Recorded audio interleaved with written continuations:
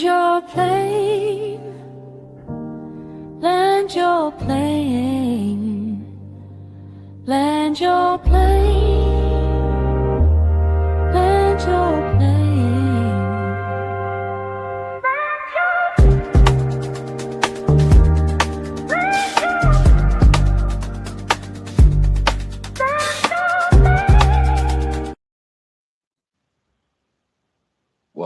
Welcome. Thank you for boarding with Land Your Plane podcast. First time flyers. Thanks for checking me out.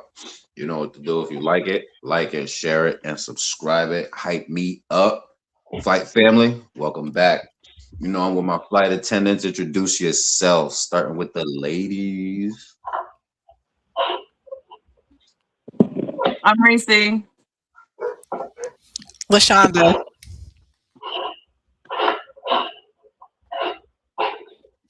I'm 30. Oh, wait, yeah, yes.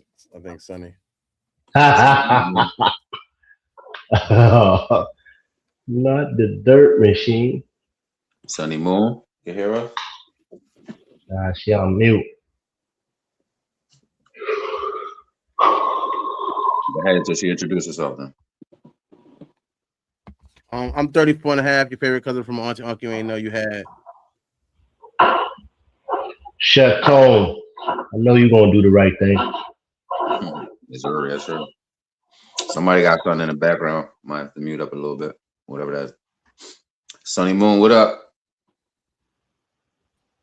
Welcome. I'm cousins. What's up, cuz? Introduce yourself.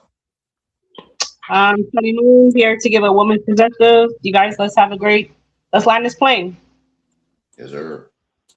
Yes, man. Welcome, everybody. How y'all feeling?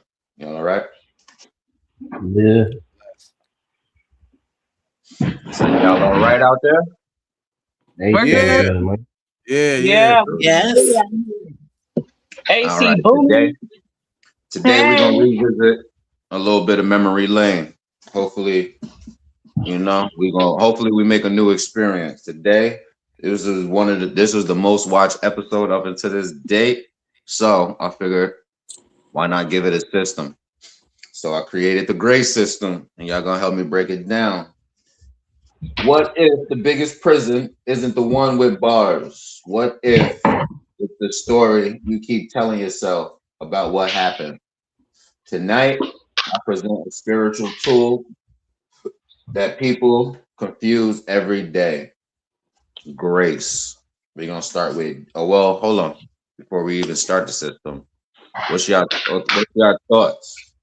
What's some thoughts or some words that come to mind when y'all hear the word grace? Maybe y'all have, I'm pretty sure y'all got the same perspective, but I would love to hear your thoughts and some words. LaShonda, we start with you. There we go. When I think of grace, I think of understanding, compassion, respect. Okay. I'll land with that. Reese? I agree with her. I think compassion is definitely a good one. I think peace is grace. Definitely overstanding.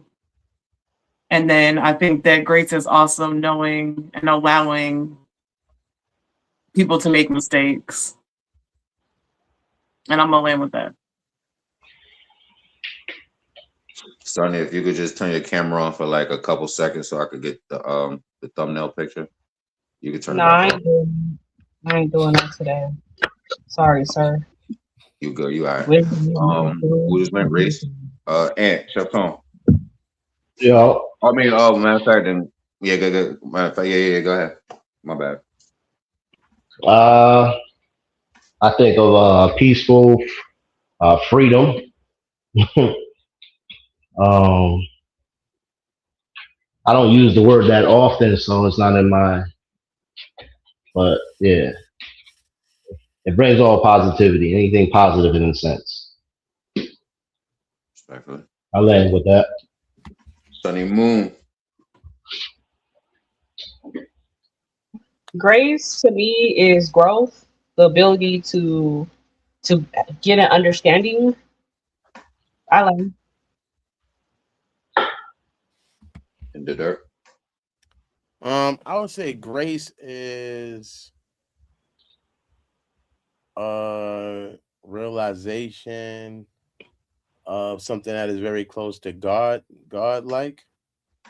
Um, Mm. it's a mercy, it's a forgiveness, it's a pass, giving somebody a pass. Excuse me, be imperfect to be imperfect. It's like it comes from to me from realizing something you've been granted, you've been grace, something you want, so something you give. So I'll land with that. Is there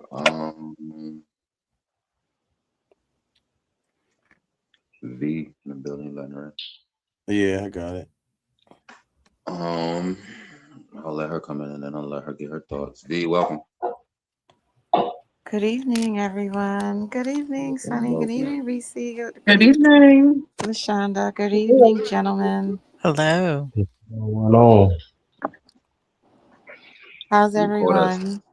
Everybody's Bless. good, good. Greetings, greetings, my son. Oh, you caught us at grace. What are some thoughts or words that come to mind when you hear grace? V, When you bless your food before you eat. that's one thing. That's the only I thing that comes to mind. Let's say grace. Mhm. No, God's grace is giving someone or granting someone. I guess it's almost similar to like benefit or the doubt per se.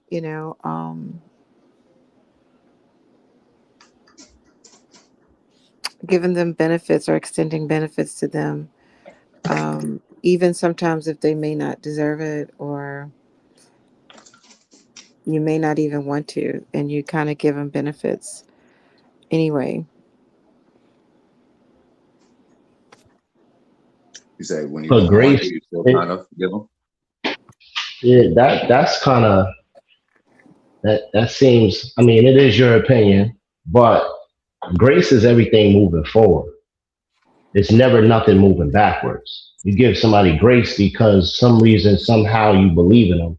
You feel me? It's never going backwards. I'm not giving nobody any grace if I don't believe in them, and especially if I don't like them. Just gonna give you this grace. Nah, it's a positive thing. It's not a negative thing in a sense. That's my opinion. No, respectfully. Any pushback or any questions for each other, y'all can do that. Um, grace. These are some notes that I took. Temporary push is God giving you a jump start when your battery is dead, or nudging you to do the right thing, like not flick that person off or follow that person that cut you off in traffic. Grace is also a total gift wrap mystery. It operates above the laws of physics, proving that the best things in life aren't just free, they're completely supernatural. Mm. So those are some of the notes that I took. Um, oh yeah, I read this quote. Any questions or comments for each other? Let's see, I do have a question.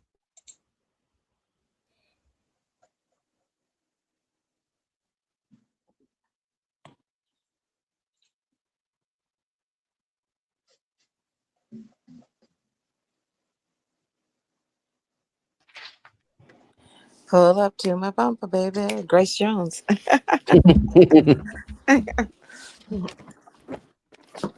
Okay, then let's start it. Let's start with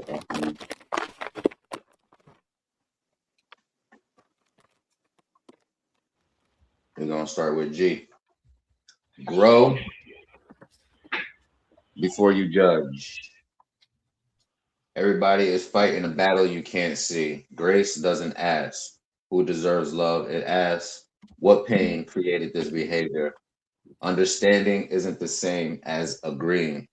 My question to the panel is,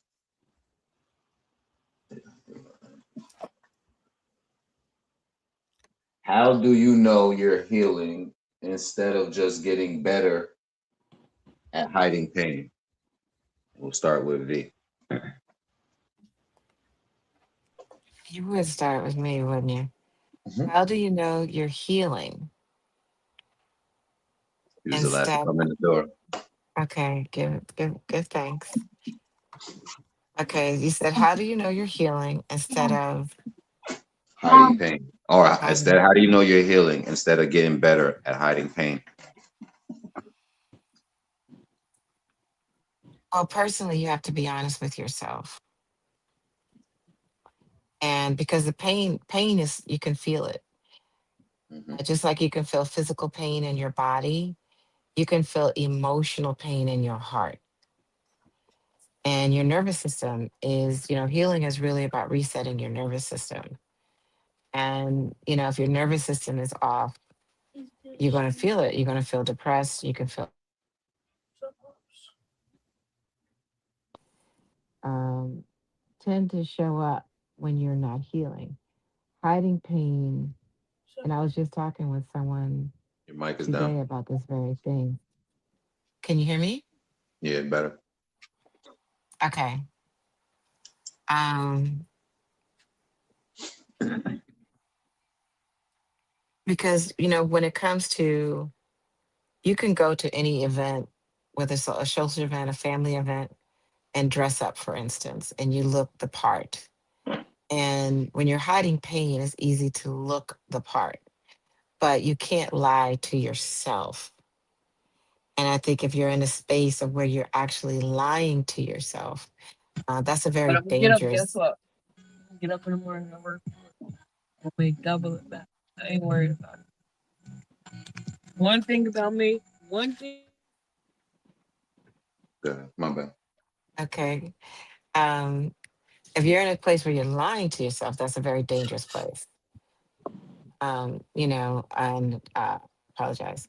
But I think that you have to learn, you have to know, you can't, when you're healing, the one person you can't lie to is yourself. You have to be honest with yourself at all times. And I know from doing my own personal work, I know how I feel.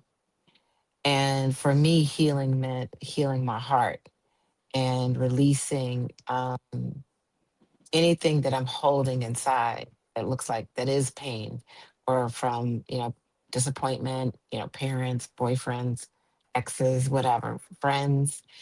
And as you heal and you reset your nervous system, it's not about what you look like or how you show up. It's really, it'll actually reveal itself. You'll start to feel lighter, you'll start to glow. You'll even show in your eyes. It actually can show. Your skin will start to glow. So I think when you're actually healing, you can't hide it. It will show. If you're really doing the work and you're doing it consistently. That's where you land.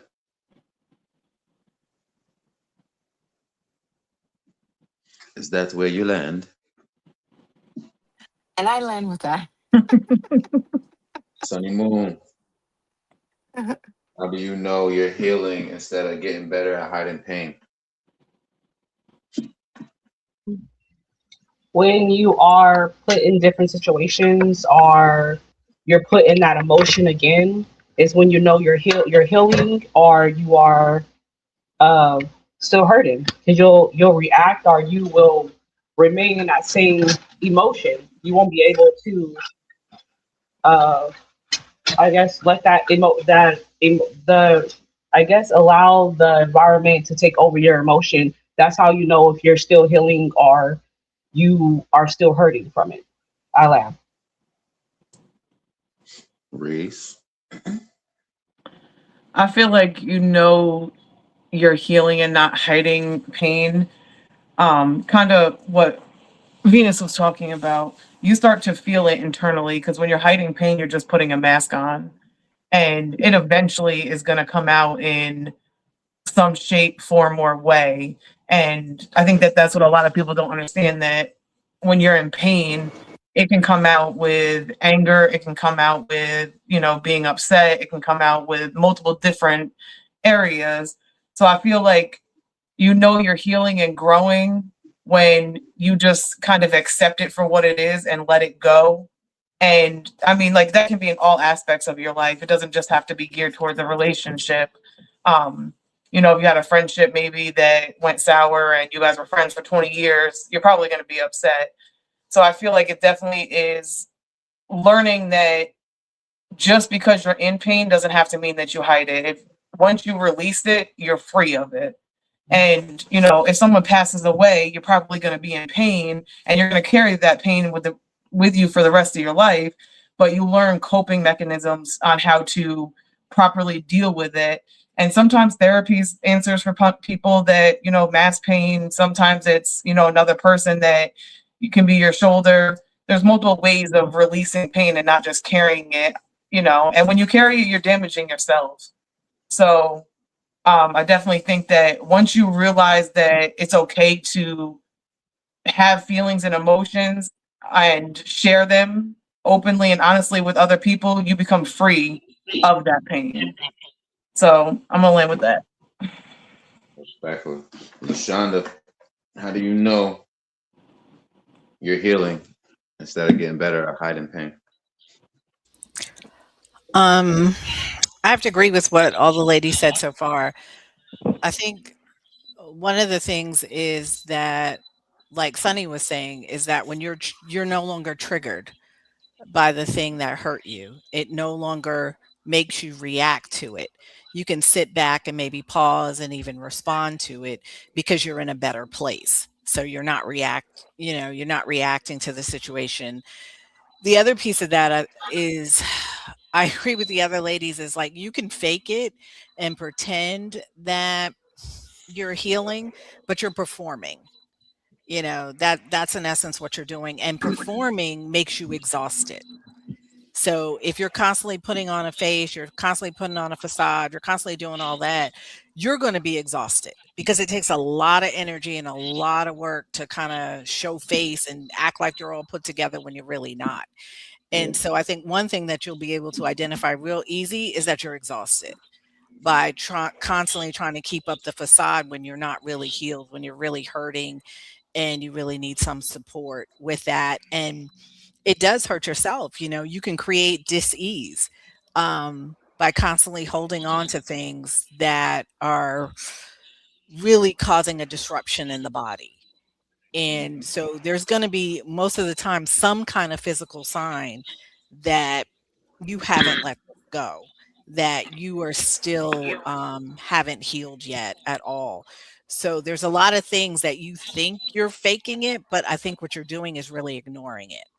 You're ignoring the signs that the body's giving you. You're ignoring that you're really stressed out.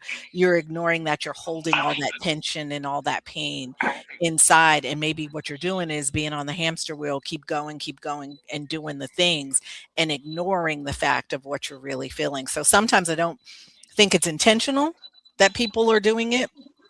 I think sometimes they're not really realizing how much they're running away from things that are going on for them, but it's really there. But if you stop and pause and pay attention and look at your body and see how you're actually feeling and what really is going on, or if you've been triggered, then you'll know that, you haven't really healed it. It's still there for you. I'll land with that. Respectfully. I'll go to you right now. Jidan, welcome. Thank you for boarding with us, Mike. Hello to the panel. I'm sorry I'm late.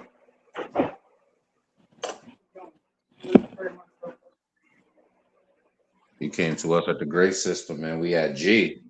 How do you know when you're healing instead of getting better at hiding pain?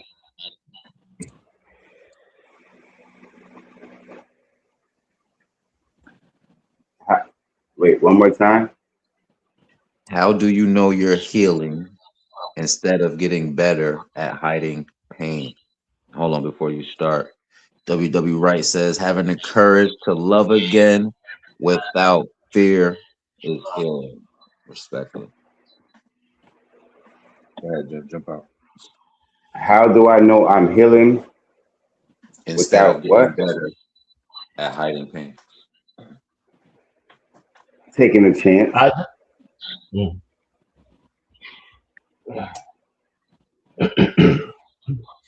Elaborate Somebody what said you mean by something. hiding pain. By not letting the last episode define the next one. You grow off of the last relationship. If I'm saying it correctly, right? Like having the last episode being taught what not to be or do in the next one. Gotcha. I land with that. I just came in, so I'm just trying to catch up. Respectfully. Chef Tone, how do you know you're Yeah. healing instead of getting better at hiding pain? Simple. when you uh when you start being real with yourself, it's a lot of people out here got all the answers about these healing process and they think they're healed and this and that, but they're actually still going through the shit. That's the funny thing about it. A lot of people have answers to all of these questions that you're asking right now, but they're still going through it. So the bottom line is just be real. Because yeah, you probably be exhausted, but you probably the one who's exhausted. You might still be going through these things. You feel me? I feel like when you actually are being true to yourself, that path of that God leads you, it's a great path. You feel me? Because you know it's in your gut. You know the vibe. You know when it's a good vibe. You know when it's like, you know what? I ain't fucking with her. I ain't fucking with him. I'm not going down this road. I'm not doing. You know. But there's so many people that wear that mask. The niggas got titanium masks on. I mean, they can tell you everything in the world, but they still wearing it. So for me, 100% healed. You feel me? Uh, I love me. You know what I mean? If you don't like me, that's on you. You know, I'm a likable and a lovable person. Not for everybody. So, I land with You that. said you said you Respect. said healing. You said healing, Big Ant. Heal, huh? Did you say healing? Yeah, that's what he asked me. All right. Dirt. How do you know you're healing instead of getting better at hiding pain? Your reaction. Um, your reaction when things arise, because if you're just hiding it, like somebody else shared earlier, is going to be revealed at that moment. If you're healing, your reaction when something bad happens won't be based on the pain you've been through or the pain you're trying to say you healed from. It will be based on your current situation, which will be a healed one. So I think until you actually have to react to something, that's when you'll know whether or not you're healing or not, or whether you have healed. Because as long as everything is going good, it's easier to hide the pain. It's easy to hide it. You know what I mean? It's like, yeah, I can hide it. I ain't got to face nobody. I ain't got to face nothing that's pissing me off.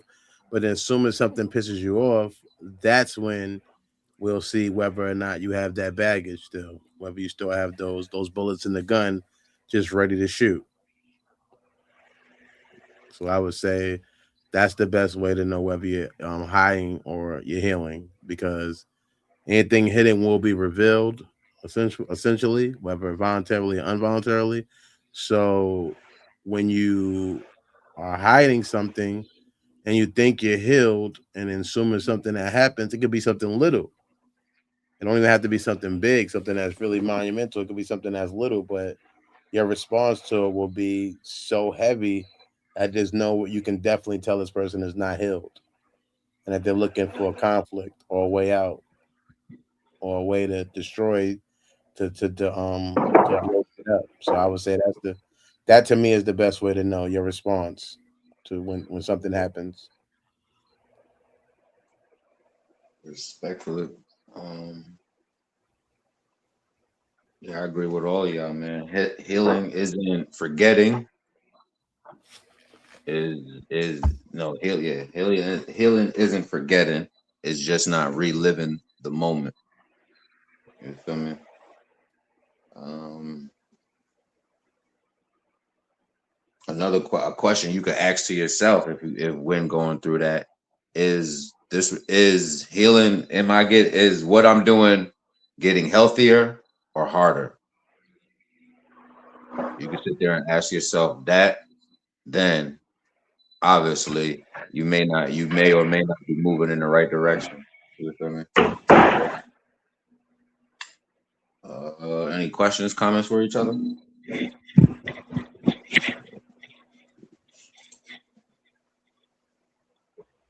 What is Anybody out there? important? Go ahead. Oh, Yeah, sorry. I was gonna ask: is anybody out there that said they healed that ain't healed? On the panel or just period? Yeah, I ain't talking about the world because I can't see them. I'm talking about the panel. You know that when you say you're healed, it's not true. It means you're healing because you'll be healing to the end of the day, right? Like you're gonna keep on healing yourself through everything you're doing. So there's no such thing of being healed. You're healing. You're gonna be doing that until you end. So if you're asking a question is if somebody's trying to be healed or if they want to walk in the same statement, but they have a different, their mouth is saying something different, but they want to be somewhere else. Like, is that what you're asking? Because I'm confused. No, no. It's simple. Is anybody out there that said that they're healed, not healed? Yeah. It's about taking time and learning yourself because you learn so much off of the last person that you got to pay attention to, and that alone will teach you a lot. All right, it always goes back to the last person. So you want to become better and get the better person, get the better partner, right? So it's always a test. It's always a test. All right, I think I'm ready, right? Like, all right, it's been 3 years, no sex, learning yourself, learning the totality of shit, right? If I'm saying the totality of what's about to happen if I enter this too soon. So it's more like pace yourself. It's not a race, just pace and teach yourself, learn yourself. I don't want this. Even though you got a 90% chance of it may become that, but you have a 100% chance of I don't want that. So you always gonna get in the beginning of the new relationship. All right, you looking like this, but don't fall away from it.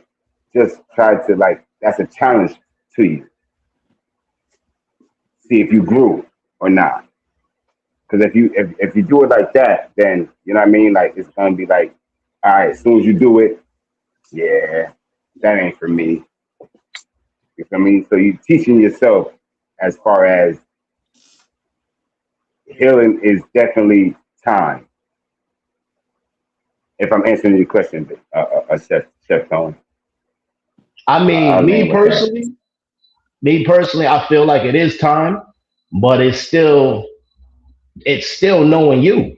I don't care as long as you take the time out. Yeah, it is about growing and learning yourself, but reality, it is time, and you know what you want. Period. There's no if and buts about it. You know what you want in life. You know what's not stressing you out. You know your life's not stressed. You know how you're moving. All right. The last relationship, it ain't just based on that. It's based on your life in general. Your past is what is making you who you are today.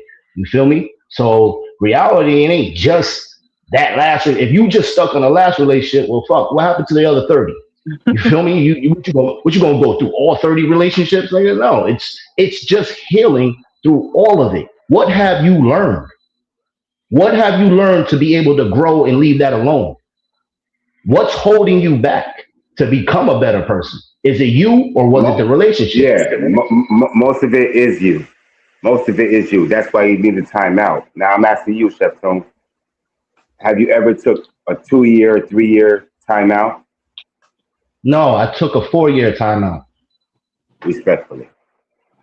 Okay. Respectfully.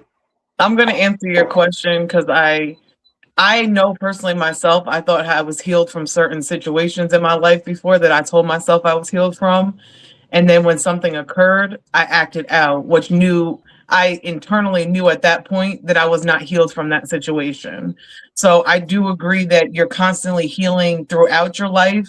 But I also think that at certain times in your life, you think you heal from certain things and you're healed, if that's what you're asking. I'm somebody, yes, I thought I was healed at some point in my life and then acted out when something occurred. And I knew at that point that I was not healed from that situation. Okay. It's also how you respond to it. And if you respond in a better way than you would normally respond to it, then you're healing in a good direction instead of going backwards. So, yeah, I respect what Sonny said. Yeah. I just asked the question because, me personally, I know a couple people up here, but my personal experience in life, I was with a person for like 9 years and they were the most toughest mask on their face for 9 years. For 9 years, she was the same fake ass person. And I'm not saying this to beat her down. These niggas that are my brothers up here know what I'm talking about. You know what I mean? That actually know me. So do it the hell, Dirt. What you shaking your head for, fucker? What are you shaking your? Oh, you don't know? Now we're gonna play. You don't know me. Listen, we're all laying your plane. Don't play with me. I'm trying to be calm. Don't fuck around. Don't fuck around, Now, right? Yeah. So yeah. now, can I ask it? Go ahead, bro. So basically, I was just saying, people you never know when a person is wearing a mask, and when you do find out they're wearing a mask, it's like, damn, you know what I mean? What did I do wrong? What was I missing? And sometimes it's just love. Your love is blind. That's a real fucking saying. You feel me? That's one of the things that really holds you back, and it's not even real love. It's just at the end of the day, there's a stoppage at that point. Y'all ain't going nowhere. You haven't been going anywhere for like the past 3 years. It ain't going up. It's going down. I feel like in a healthy relationship, it doesn't go backwards, it goes forward. You know what I mean? So, you sometimes gotta look back. Let me look back 5 years. Did we go anywhere? Where am I at? So Can I ask a question? Yeah. What is a mask? Is that for the pen or for him? Nah, he it's for me. It's for me. Anybody answer. You know what? Oh, okay, go ahead. You can answer, but everybody. A mask. Go ahead, Big Ant. I mean, Chef Tone. You go. I would say a facade. Don't we all? Everybody wears masks. And I'm gonna get. I'm just saying. Because to a certain extent, everybody's got there's a front. Yeah, it's who you are, and I hate to bring up signs. Your sign. You wear a mask, right? And it's one's up front, one's hiding, one's sneaky, one's not. So in the totality of things, everybody wear a mask. You lying or you telling the truth, or like that right there is how you want to treat the subject or the situation that matters. Because if she or he comes home from work, you're wearing a mask, not knowing how their day went, being home or being at work. Some people don't want to hear shit, so you wear a mask. Some people don't want to go out to eat. Some people don't want to do this. So you wear a mask. Nah, I don't think Chef Tone is talking about mask in that for instance. That's not. Yeah, that's not what I'm talking about at all. Yeah. I'm talking about point blank 9 year relationship, a mask of someone not really showing their true identity to who the fuck they are. You know what I mean? They're just going through the motions with you, but who are you? You know what I'm saying? 1 minute you're one way like this on the internet, but I live with you. How I know you ain't making these movements and I'm with you? You should be transparent because this long in a relationship, you should be transparent where you know me. You feel me? At the end of the day, you should know that this is my you when you don't know me and you can't pinpoint my vibe and my mood and how I'm feeling. Where are you at? Like how are we this far in a relationship and you don't know me? You know, that mask of not having an identity. Like how did you become a chameleon and steal my identity? I need to know who you are. I know who I am. I don't need to. Manipulation or something like that. Yeah, manipulation. Like I don't need you doing everything I'm doing. Who are you as a person? Be you. Exactly. You feel me? Be who you Nah, are. I And I'm respect it. Yeah, I respect and I'm gonna build you up because this is the direction you going, and you gonna rock with me, and you gonna go the same direction I'm going. You gonna help me out. You got words and things to inspire me. Hey, babe, what about this? You know, such and such. If everything's a yes, yes, yes, and I can't really get a real fucking response or a real answer, and we still ain't going nowhere, and I feel like I'm stuck and stagnant, you gotta start looking at the person. Is it me or is it you?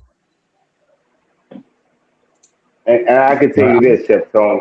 I I mean, can with tell you this, Chef Tone.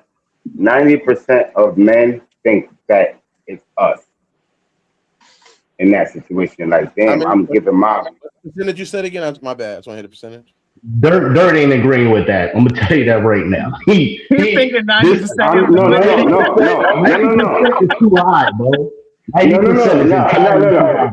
Yeah. I apologize. I No, no, apologize. no, no, no, no. Don't I'm It's not not. in that 90%, bro. I'm gonna tell you no right no no now. Thank you. no. I didn't think. I just wanted to make It's sure the just number was correct. Not to cut you off. I just wanted to make no sure the no number was no no correct. no You're no. good.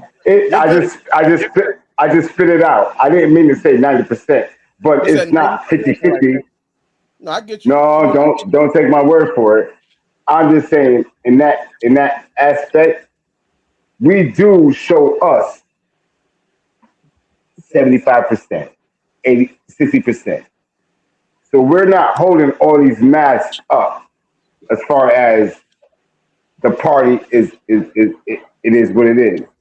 We want to show you more than 16 masks. We want one or two masks. This is us repeatedly. This is who I we No. are. respect I respect you, Jeff. I'm not listen, my dude. Cousin, I I'm love saying you. it wrong. I I'm apologize. I'm saying it wrong. I'm saying it listen, wrong. I'm I gonna tell you right apologize. now, I'm gonna keep it a stack. I wear my heart on my sleeve, my guy. I'm wearing one fucking mask, my nigga. I'm wearing only one. I got too many issues with myself where I have to I want this in life and I want this. So I'm hard on myself. So wearing multiple masks is too much stress. I've done the stress already. I'm wearing one mask and one mask only. If you Okay, don't I like respect me, it. it is what the fuck it is. I'm on your. I'm on that side. I'm on that side. But the reality is that we do wear one or two. If you're a cheater, you're gonna hide it from her. That's another. That's a mask. If you're a cheater, you probably got 20 of them, nigga. So, what are you talking about? You got some nigga, Charlie, it Billy, being Bobby, Rob, it Ronnie, being it, nigga. it being I got 10 kids. I had 10 masks, nigga. God damn. Yeah, it being I got 10 kids. I had 10 different masks, but I had to learn that it's too much pressure on me. You feel me? So I accept the one mask fit. But Yeah. I was definitely in the 8%. I had I'm seven, not eight saying, masks. And yeah, I'm not saying I ain't never wear a mask. You know, I used to fucking, at the end of the day, I'm thinking of the other person more than myself, and that hurts you in the end. You feel me? And yeah, I got one number, now. Yeah. number one of healing of the whole situation is not focused on that person. It's focused on yourself. You got to love you, respect you first. You got to know all these things about you first before you can actually love and respect the next person. Because you can't continue giving somebody something that you can't give yourself. Give yourself that energy. Give yourself that love. Give yourself all the respect and everything that you need first before you can actually spread that love to somebody. You can't love nobody if you don't love yourself. There's a lot of motherfuckers that don't love themselves or even like themselves. I tell you right now, I have the best conversations with self. You feel me? And they said don't answer, but shit, nigga, I'm answering because most of the motherfuckers is I'm fucking. answering my shit. I talk to myself all the time. Yeah. Oh Yeah, I shit, talk the to sky myself. look blue today. Yeah, nigga, you right. It's blue. I talk to myself all the time. I love it. You're If not you want to supposed to conversate with answer me, in another voice, though. That's the whole thing. You're not supposed to answer in another voice. It's in the same voice. shit. Respectfully, Peter Cam, Well, what that would yeah, be? what is Puerto Rican Pecan. Nice to have you. Thank you for in the Thank you. comment section, jumping onto the panel. Welcome. Thank you. Thank you. Hola. That's another mask answering in a different voice. That's another mask. No, that's when they say you're crazy. That's schizo. All the way Oh crazy. shit. Psycho. Oh shit. That's great. That's when there's too many Schizo. personalities in there. Ain't that called your alter ego? Like you wanna you have see I got two people inside of me, so I have to do Pause. another voice. That's called Nigga, I'm a multi-personality Gemini. disorder. Yeah, I'm a Gemini. Look. There's no pause Schizo. in that. No, that's not schizo, man. I'm a Gemini. I got two people. I'm a Two yin and a yang, personalities, bro. two different Well, Yeah. sides. schizophrenia So and multi-personality are two different things. if I talk to myself, I'm gonna answer it in a different voice, so I can Yeah, that's okay. crazy. That's what Gemini's is, man. I'm sorry. Interesting. No, That's I'm what they not are. sorry. No, they crazy. All right, so Benji back off of Respectfully. Chef Tone's question. I'm gonna add to that. So, what is a daily habit that helps you become a better version of yourself? He just asked the question, has anybody healed? I'm still healing. I think a couple other people answered. They're still healing, and healing is a forever process. It's not a thing that can happen in a day, a month, a week, a year. It's a forever thing. I think we all agreed on. So now, No, The process. what I don't what is agree a to that. daily habit that'll help you become a better I don't version of agree to yourself? that. I don't agree to that. All right, so Dirt, what pushback? Why you don't agree?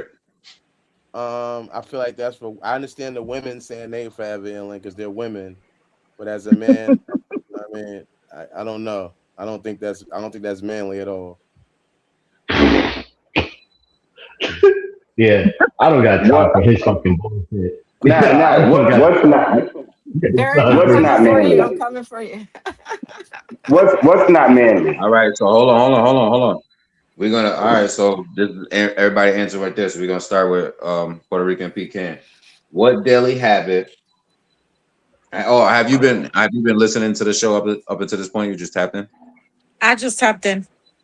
All right. Today we're covering is called the grace system, and y'all gonna help me, break it down for people that um give people grace, and if people think they deserve grace, I created a system to hopefully they could either follow it, use it, or pass it on to somebody that will be respectful of it. Do you Question need for a you is, translator? You're funny. Yo, Dirt, cut the fucking bullshit out, right? Cut the fucking bullshit out, my man. question to you and everybody else on the panel is what is a daily habit that helps people become a better version of themselves? And we're gonna start with you. That's what you want to be called, Pecan, or you got another Yeah, name? that's fine. Pecan, cool. All right. Yeah. A daily habit. Ooh, that's a tough one. I really, I got to think about that one. So come back to me. All right, we circle back around. Sunny Moon. A daily habit. Personally, I picked up yoga. I think it gives me the ability to ease my brain, kind of focus me and what my day is to, um, and kind of clear Okay. out the chaos that I probably bring to myself or allow someone else to bring into. That 15 minutes does matter. So that's what I'm gonna say. Yoga. I Namaste. V. I think a daily habit is having a spiritual practice. Um, I know LaShonda and I discovered something that we have in common, but that's one of the things that we're encouraged to do is to have a practice, daily. That like Sister Sunny Moon just said, like yoga can be a part of that practice. Yoga is a form of like meditation.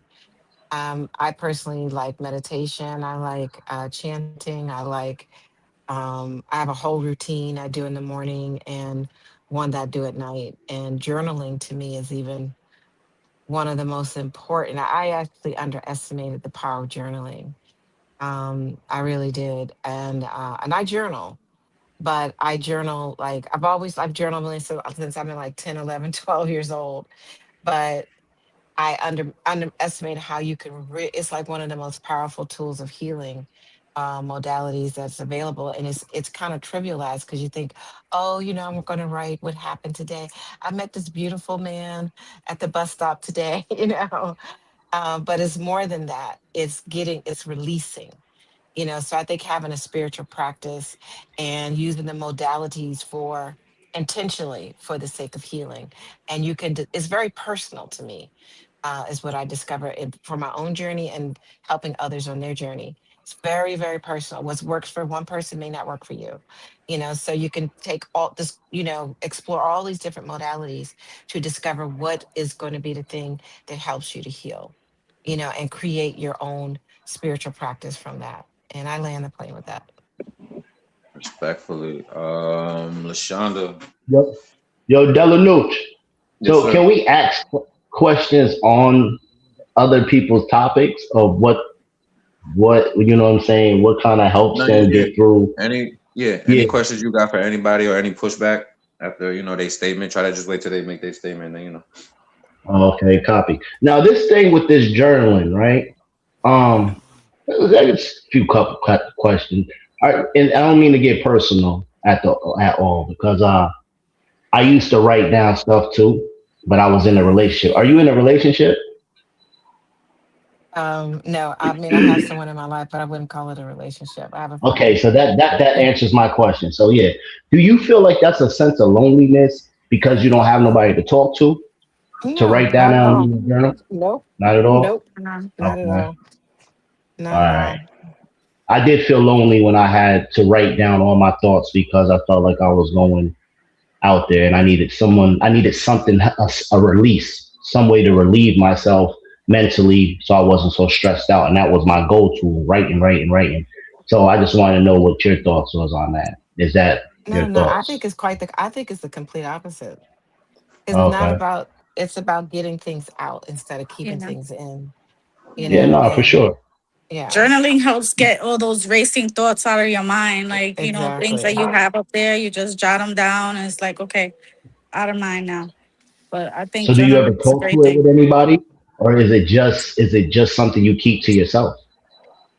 I beg you, could you repeat that?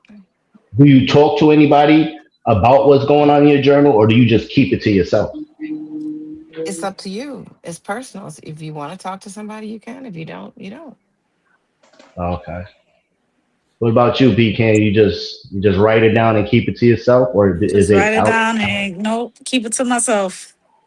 And then I'll go back to it and see like if I had any progress or if I made myself any promises that I didn't keep. I'll try to just, Hmm. put it out there. So I'm gonna land with this. Are you keeping anything in your journal now that you need to let out, or is Yes, just I am. okay? Good. It's good to know. I land with that. Thank you. Yes. Next, yeah, Respectfully, good question. Good question. yeah, real. So thank you. Who was supposed to go? Lashonda, Reese, I think. Yeah. Reese, Reese, Reese. Reese, my bad. No, it How was does Lashonda. what daily habits help you become a better version of yourself?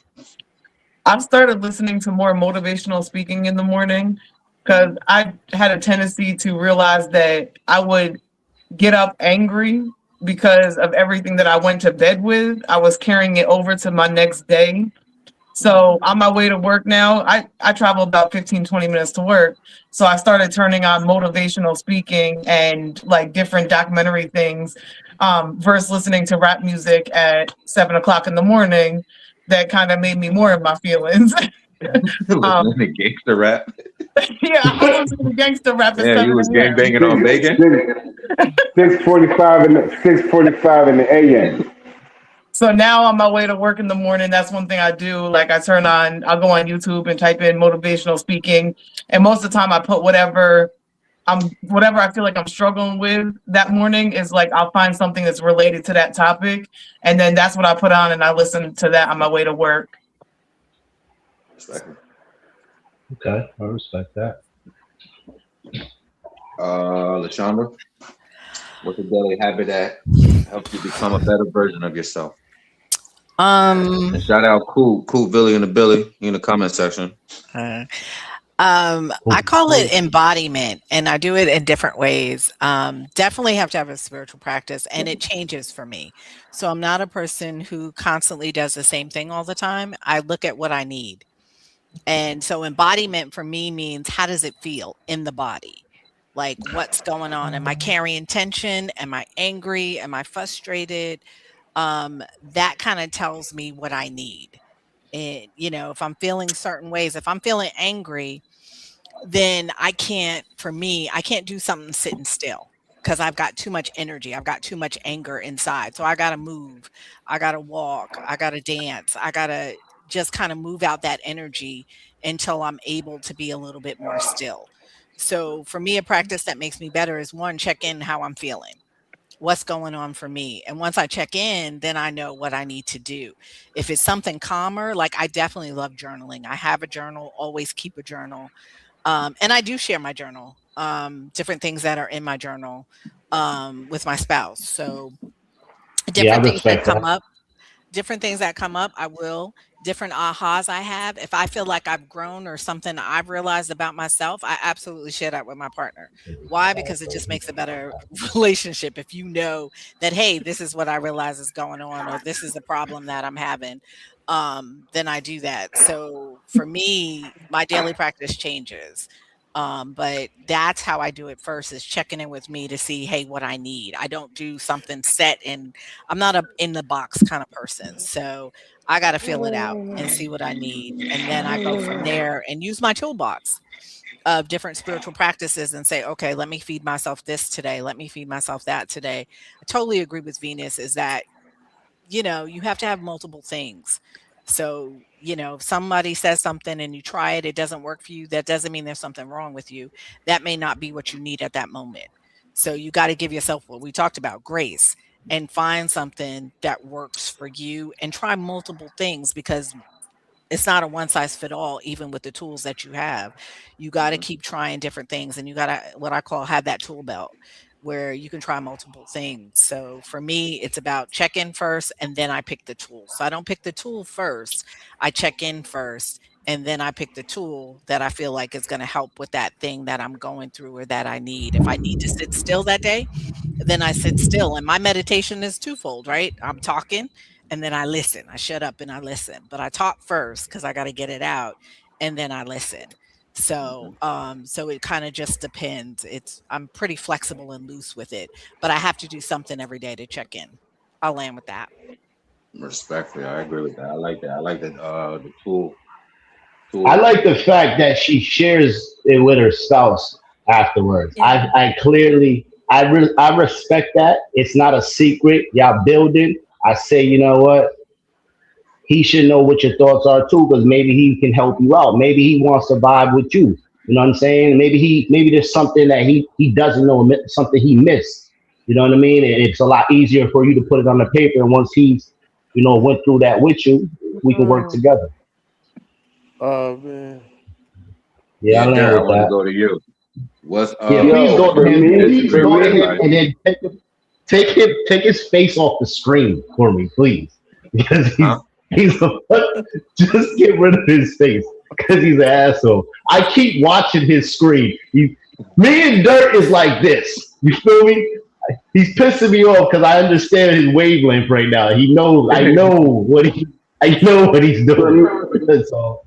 for me, it's Hold on 1 second, Jim. Dirk, what is a What's up? daily habit that helps people, or that helps you become a better version of yourself? Because you disagree with everybody on the last one. Me, what makes me become a better version of myself? Yeah, what's a daily habit? Waking up. As soon as I wake up, I'm better than I was yesterday. You know what I mean? And I'm he not. ain't lying. I'm not. I wake up natural. I naturally wake up happy. I don't wake up sad or whatever. I don't know. That's like again. I think that's very estrogen driven. You know what I mean? Like that's a woman thing. They get their period and all of that. They waking up sad. So it's like I don't. You know what I mean? Like I don't. That's not for me. I don't have a period. I don't wake up like that. You know what I'm saying? So I'm just waking up happy, and I wouldn't want to hear nobody thing because I don't be. I just I promise. I'm like what I mean. I'm like a prostitute. You gotta pay me to give a fuck. I don't naturally give a fuck. You know what I'm saying? I don't give a fuck. It just I don't be caring. I wouldn't want to hear nobody secrets No, because I that feel means you, but what is a I gotta listen habit to you. besides waking up? What is something that'll help you become a better version of yourself besides What waking helps up? me? Yeah, you. For you, for the Motherfucker audience, for behind you. people out there. For me, I can't speak for y'all. I don't know what y'all got going on. What happened to y'all yesterday? I know yesterday I was great, and the day that I woke up, I have a chance to be greater. It's realization of who I am and who I ain't. That's what makes me greater. Just constantly realizing my greatness. It was already there. It's just being able to tap into it. You know what I mean? I have a lot of things and a lot of other people to maybe block it and stop me from realizing it. And a lot when I used to do drugs, I allowed that to stop me from conquering it. So for me personally, every day I wake up is a new opportunity. Is another day I got clean. Sometimes I do read the daily meditation periodically, but just being me is an opportunity for me to wake up greater. Just being who I am. You know what I mean? Like this is myself. Just waking up as me. I don't know who you wake up as, but just waking up as me is a chance to be greater. You know what I mean? Maybe one day you could wake. Maybe one day somebody else could wake up as me, and they'll have a chance to be greater. You know what I'm saying? Well, when they see this in the future, hopefully this helps them. Pecan, if you can't hear nobody at any time, just back out and we'll let you back in. That's for everybody. If you can't hear something or hear somebody, technical difficulties, just back out and we'll let you right back in. Get the StreamYard app if you ain't hearing nobody. Get the app. And some headphones would make it better. Yeah. Jim, go to you. What's a daily habit that helps you become a better version of yourself? For me, it's waking up first of all, giving shout out to my ancestors for waking me up, and then it's food for me.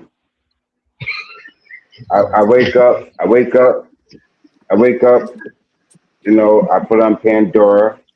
I put on Anita Baker, and it's a rotation, right? Everybody's So cracking it's a up. What feeling. is what's did I miss? I must. Yo, no, I just fucking. The rain is fucking is crazy out here. It's an inside thought in my head. That's why I'm laughing at some inside thought. So, I'm gonna go get me something to drink.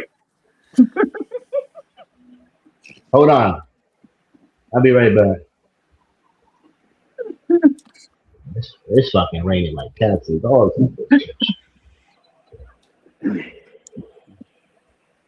So what was the question again, 80? Everybody's laughing at my answer. No, I Nah, don't ain't know. nobody I laughing don't at know. you. No. I don't want to hear nobody but 80.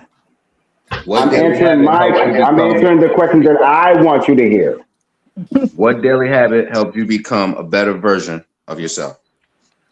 Right. So, food, baby. And notice I was quiet with everybody's answer. My fault. But My thought here's was the muted. I thing: thought I was muted. if we're gonna be on the show and land your plane, you land your plane. Let me land mine respectfully. My fault. I For thought I was me, muted, my guy. no, I thought I it don't was give a muted. fuck about what you thought you was. You know you wasn't muted, right? Respect the fucking panel, bro.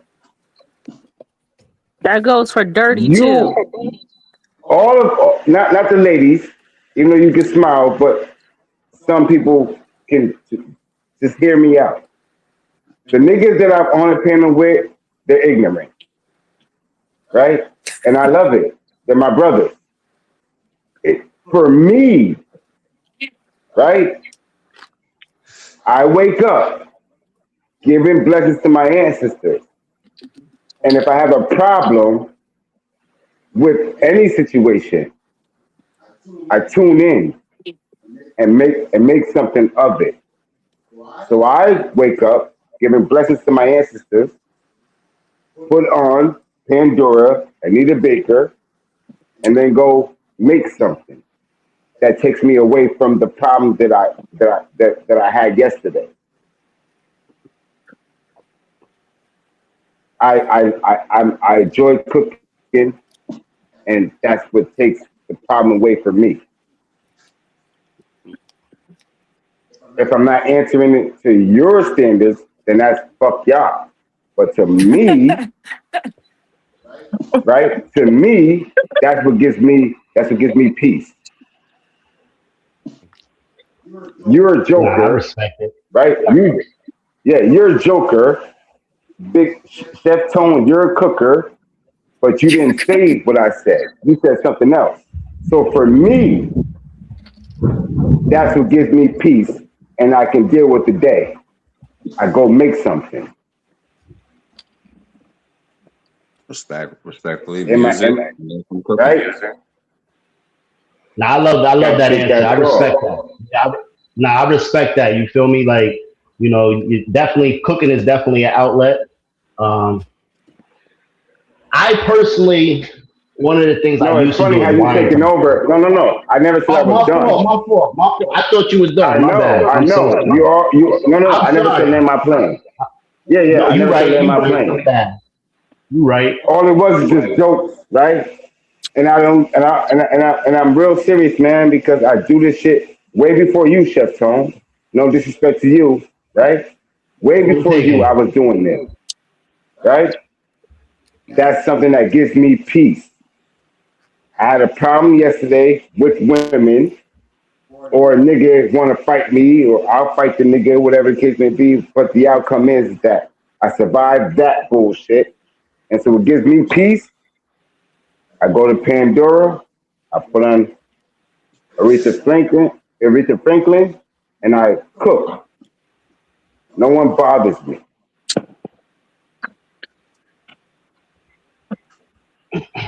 And the outcome is that my anger will give you happiness, tasting my food. And that's what gives me peace. I like that transformation. I land my plane. Go ahead, Chef Tone. Jump out the window. What's the daily habit? How to Just, keep just, how to- just, just, just spitballing here, man. Just spitballing.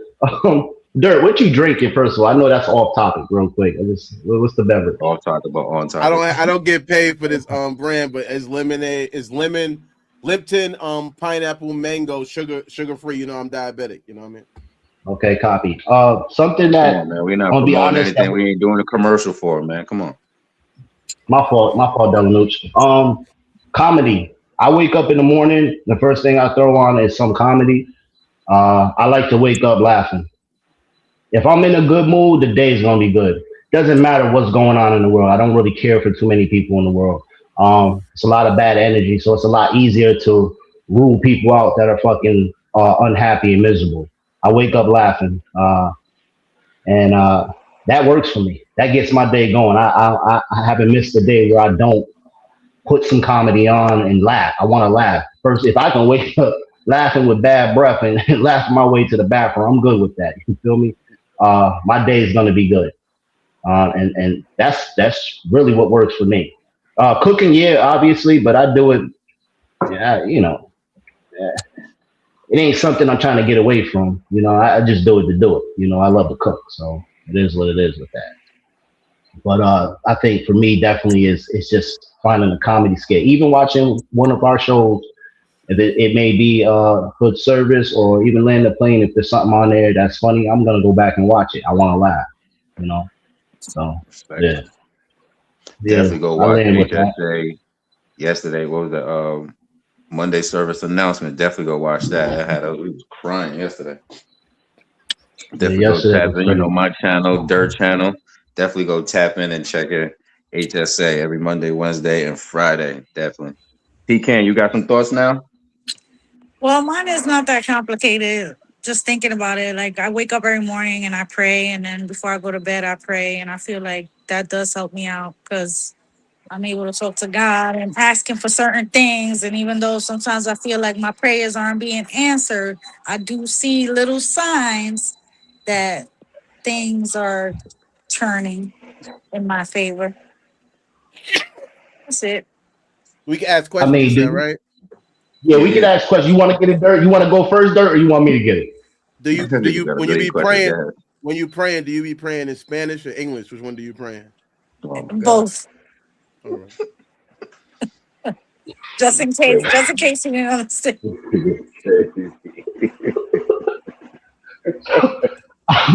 um, I want I'll to do it in know is Chinese if I could. Respectfully. would you think, all seriousness, would you think, even though you're asking for these prayers and that you're asking for these things, right? Because we all, thank you God for this, thank you God for that, or God, can you help me with this? Would you feel like even if you got the answer, are you still blocking it? Yes. Yeah. Yeah. Yeah. And why is that? It could be And out of what are you asking fear. for? Who knows? I don't know. Sometimes people do block Then their what do own you? blessings. I can't say why. That's what I'm. Oh, okay. What are you Well, I pressing think hold for? on. If you, Dirt had a good analogy of why people block their blessings. The one with the hands. Dirt. You can't. Yeah. In life, we only can hold so much in our hands. So, in order for us to receive more blessings, a lot of times we gotta get those things out of our hands. We want to hold on to something. We're not making room. You only have so much room in your hands, and our life is a representation of hands to some extent. And in that type of situation, yeah, I have to make room. I have to make room for my blessings to come in. Where I have this job and I'm so tied in with this job, and then I lose the job and I don't see that as a blessing, but that could be my higher power, whether God, Allah, whoever you worship, that or the universe, whatever you're into, or your ancestors, whatever, that could be them making room to now bless you with a new job that could be more suitable and have more growth. Same thing, in relationships. Possibly you're in a relationship, you feel like, oh, this person broke up with me, yada yada. That could be your higher power making room for the relationship you need. So as long Facts. as I, as long as our hands are full, we can't get those blessings. So by keeping our hands full, we're blocking them a lot of times. Yeah, So mine yeah, is empty. I'm sure you got a lizard in there or something. shit. I got four of them.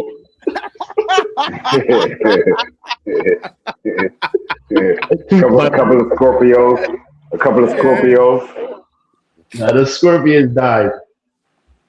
The Word. deadliest scorpion in the world died. Yeah, nigga. I wonder what killed it. Was it suicide? Huh? He did. It had. Oh, oh, stress, stop, stress. Too much on stop. the plate, bro. Too much Too on the much on plate, man. too much on the plate. Good, yeah, I Let's go to agree. the top of the hour. We're gonna go to a quick commercial. Um, hold on one second. Everybody landed on that question, correct? The habits. Yeah. Everybody get your habits. Mm-hmm. Hold on, let me get my You know I habit got before we laughed get back at. to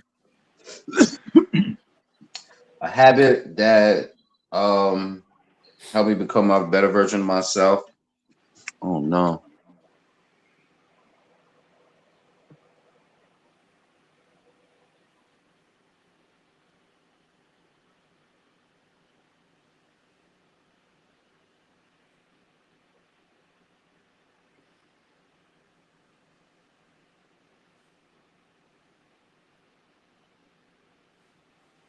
Right? We doing a commercial I'm or gonna what say, happened? land your Yeah, he plane. ain't saying Oh, nothing. okay. Oh, okay. He I had was to like, get what? reconnected, I guess. Crazy. Yeah, I'm saying he land was your finishing, but then he plane. shut off. Set Yeah. in there, Dark. Can't you do it too? Get us I into a could commercial. I could do the commercial. I think he's trying to finish his Are you thing though. done? He said his phone died. Go to a commercial, Dirk. Okay, I got you. Hold on, my apologies. Blessing be Jah. How the fuck is phone died? The Yeah. whole. This is BK. Mike Payne. Carly. 34 and a half. Hot boy Shay. Tyrell. And I play Tyrell. And Monica. Jay. Asu. Mo. Big Prince in that series Make Some Noise. You gon' hear me now, feel me now. I'm 10 toes, no small talk, straight to the pen. Throughout the season, you see him going through where in the beginning he wanted to just do his music and work a regular 9 to 5, but as things continue to happen to him, he has to respond to the environments that he gets put in. Damn. Nah, fucked up, cuz. Yo, my bad, bro. Where the fuck was you at anyway? I was trying to get a little bottle or something, type of weapon that even the odds it was more than us. A lot of people called me and was like, when they see me, I like to say I retreated, which is something people do in war all the time. They retreat to, regroup. That's the word I like to use when I think about that scene. People thought I was like, punani. Nigga, you must not know who the fuck I am, nigga. This my city. Y'all beat his ass. Get up, bitch ass. You ain't talking niggas. We outside. I had people say, you just being you. I ain't gonna lie. I ain't no bully though. I ain't no bully, but yeah, don't take me there, bro. But other than that, yeah, just I'm that nigga, and I definitely feel like I'm that nigga. You supposed to feel like that. You feel me? Yeah. Damn, she fine as hell. What the fuck you doing with this bum ass nigga? Might well come to my section. Nigga, I wouldn't give you the time of day she paid for it. Like she's a good person at heart. I just think she's in the wrong career field. You be surprised what type of man I see on a daily. Oh, what? That make you nervous? You scared? Nah, not even. I think you kind of see her go from a stable person to just kind of really wanting to hold on to a relationship that probably does need to end. Excuse me? It's been a few days with who? Who you been working with? And who you about to compare me to? I'm just tired. No. Need to get some rest. No, let's talk about it. Who are you about to compare me to? Nobody. Was it the girl that dropped you off? Yeah. I saw that person drop you off. Who the fuck was that? Friend that, everybody try to keep around in life, that's still, doing the normal things, having a job, taking care of bills. No, I ain't got much, man, but I know I can loan you $2. Nah, man, you ain't have to do that. Man, look, bullshit. It's your dream, man. You're my boy.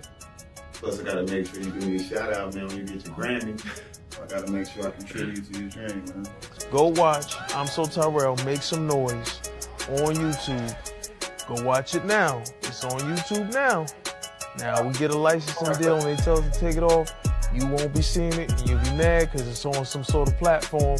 So you getting first dibs to watch it before anybody. As we create it, we load it up and you get to watch it.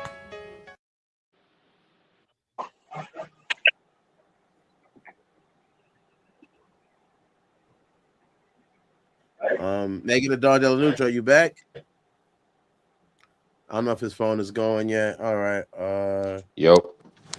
All right. We hear you. Can you hear me? Can you hear me? Yeah. Can you hear me? Yeah. Hold on 1 second. There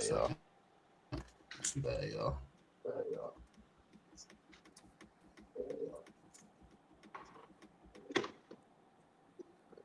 That shit was on 15, then it just went to red. It just shut off.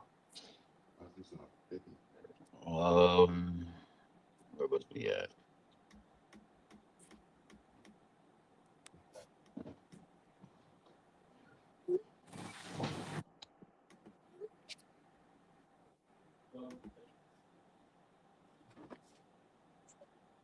I don't know if he's coming back. I guess I'll just ask some questions, or that's kind of related to the topic.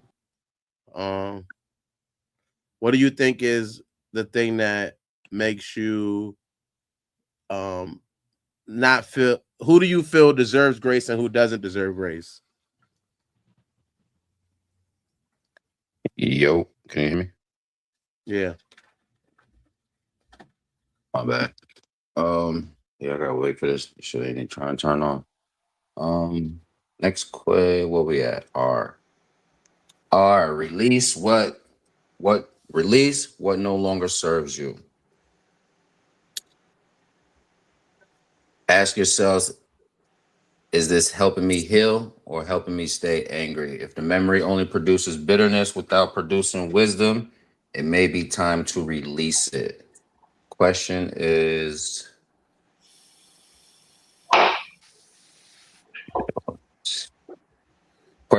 how do you know when it's time to let something go? And we'll start with LaShonda. Good one. Um, Good. how do you know to let something go? Um, phew. I think when you feel like it's weighing you down too much, I feel like when it's stopping you from reaching your goals. I feel like if it's in a relationship, it's something that's hindering you. Anything that you feel like is holding you back, then it's time for you to maybe let it go. But I think in your gut, in your heart, whatever, you can try to fake it all you want, but you kind of know what you need.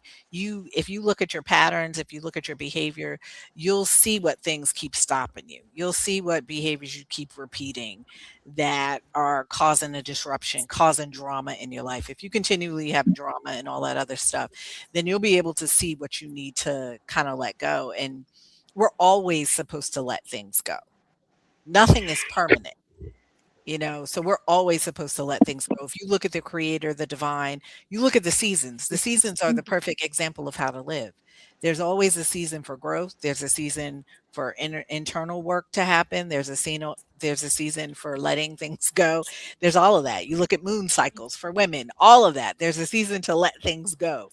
There's a season where things are rebuilding. There's a season for things, to recharge, all of that. And I think as human beings, especially in the United States, we've been trained to go, go, go, do, do, do. And we think that's a really good thing. And you're in the matrix, really, because that's not what you're really supposed to do. That's not what you were designed to do. That's not what you're here to do. That's not your purpose. But you've bought into the hype of go, go, go, do, do, do. And that's what you're supposed to do. No, and you're not in a cycle at all. You're off cycle. You're out of balance. You're out of alignment. And so I think a lot of times because of that thing, it's hard for sometimes people to know what they need to let go because they're so used to doing, doing, doing and completing things. They don't know what their natural rhythm is. They don't know what their cycle is of, oh, okay, this is me at full. This is me when I'm getting full. If you explode on someone, then you could probably say, oh, yeah, I was too full, but then it's too late. So I think people aren't really aware of how they operate in their own system when it comes to releasing and letting go. I think we've created a culture of out of balance and out of alignment when it comes to that. So I think some people honestly don't really know. They want to, but they might not even know how to do it. And I'll land with that.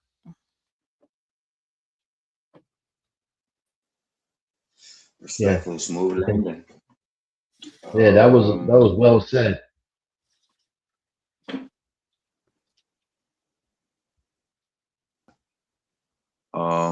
Reese, how do you know when it's time to let something go? I think that for myself, if I start to resent something or it's disturbing my peace to the point where I feel like I have no control over it anymore, I feel like that's my sign that I may need to let something go. And I agree with LaShonda. A lot of times I think fear stops people from letting things go. My grandmother used to always say, if you're comfortable with something, why go out? Don't start your Italian shit. Like they say, stay with the devil that you know. So a lot of times fear will stop. Here we go. Fear will stop you from, letting things go because you don't, it's the unknown. It's the fear of what's going to happen once you let that go.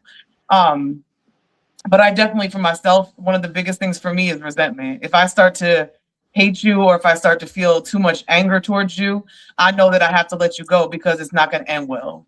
I'm not, I've done a lot of growth in myself where I don't respond physically as much as I used to. Because I was definitely somebody that responded very physically.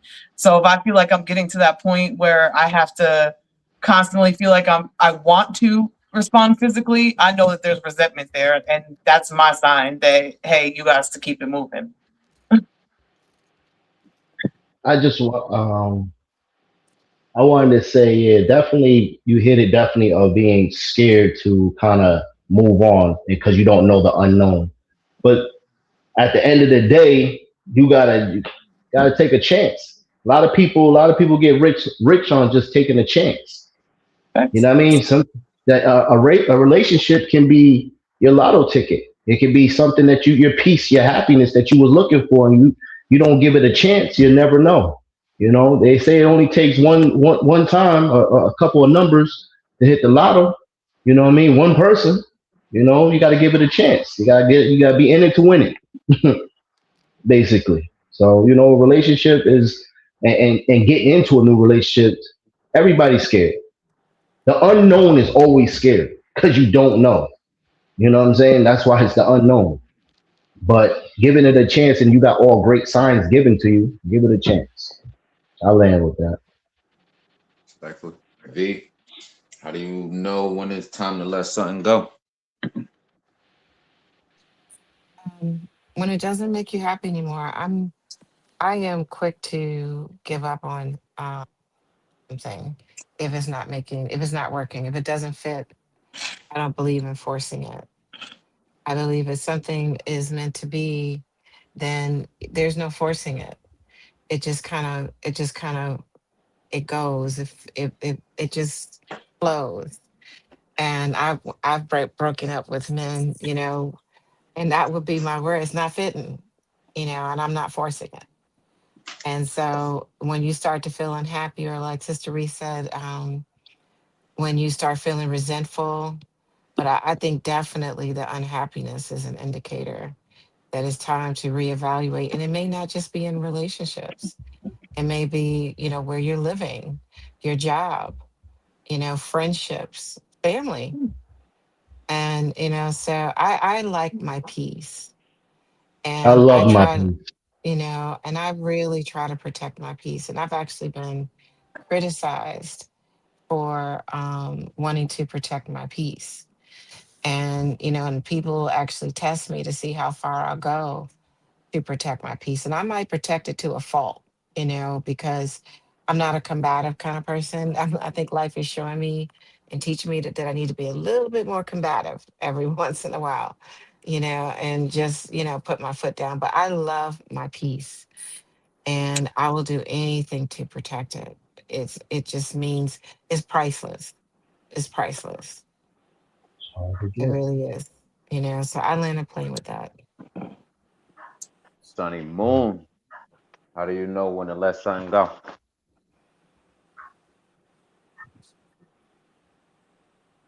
I guess when it's heartache, keeping you up at night, not able to eat, I guess that's a good idea to kind of let something go, whether it's mentally, physically, financially. Let your burdens be as what they are. I don't know. I'm in a stage where, I feel like people kind of, how can I say, like, prey on you. Like, they see that you do let things go, or they see that you are at ease and you are okay with letting someone say something or letting somebody be in their own mindset that they think that they can, overbury you. You know what I'm saying? I just released some shit on Facebook I would have never did. But I feel like it's at the point with me where if just because you see me happy or you see that I'm allowing myself to let the chaos be what it is, that's when you want to make your chaos even louder. So, again, like I said, to let go, if it's heartache, anything like that, anything that's sticking on your mind, you can't go to sleep or eat, it's time for you to release whatever is bothering you. I land with that. Respectfully. He can't. How do you know when you let something go? Mhm. When a person is making you unhappy, I agree with all the ladies. Like if you can't sleep at night, but also there's times where a habit or like a trauma bond could be stronger than actually like loving the person, and that's why you stay in that situation.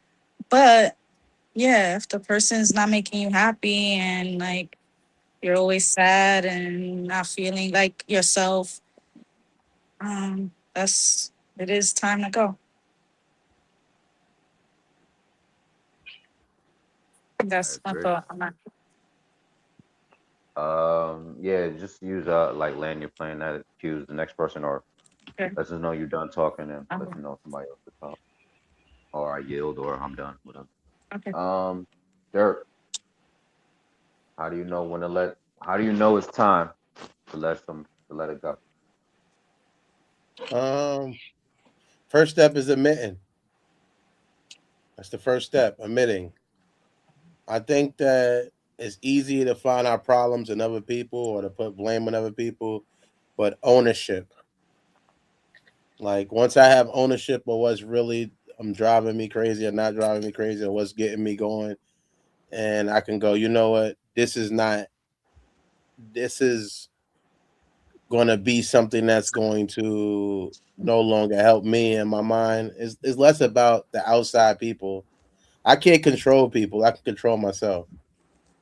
So I think that even though I do like to be in control a lot, I also realize I can't do that. So I don't allow that to drive me. So it's like when I know that when I admit that the thing that is hurting me is stopping me completely from doing what I need to do for whatever reason, something's in the way of doing that, then that's when I feel like, yeah, I have to move around it. I have to get away from it because I know I have a path and a journey that I'm trying to go on and I need to be focused on that. So to me, yeah, I land my plane with that. Excuse me, V. Did I come to you? Yeah. Did you jump out? Yeah, she Moi, said she protects moi, her peace. She said yeah, she protects her moi. peace. She Oh, protects okay, her okay. peace to a Yeah. fault. My bad, my bad. Make sure. Chef Tone, how do you Yo, know when it's time to let something go, cuz? uh, my personal experience is when you trying to inflict pain and hurt onto yourself is when you're that tired and you're that beat down and you trying to hurt yourself. That's when you know, like, I gotta go. For me, I've been heartache can do a lot of things to you. So just to want to put harm to yourself is a time to kind of, yeah, I need to part ways. You feel me? So, uh, not loving yourself and just wanting to, yeah, just not loving yourself, period. Constantly sad, constantly fucking just every little thing this person does just irks the fuck out of me. God damn, just you breathing fucking pissed me off. God damn, you had to fucking breathe near me. Like, I mean, yeah, you know. So just everything. Yeah, I land with that.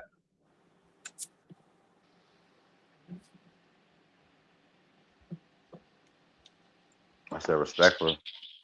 I think we all agree when I say sometimes we think we're holding on to anger, but as you can see, really, sometimes anger be holding on to you.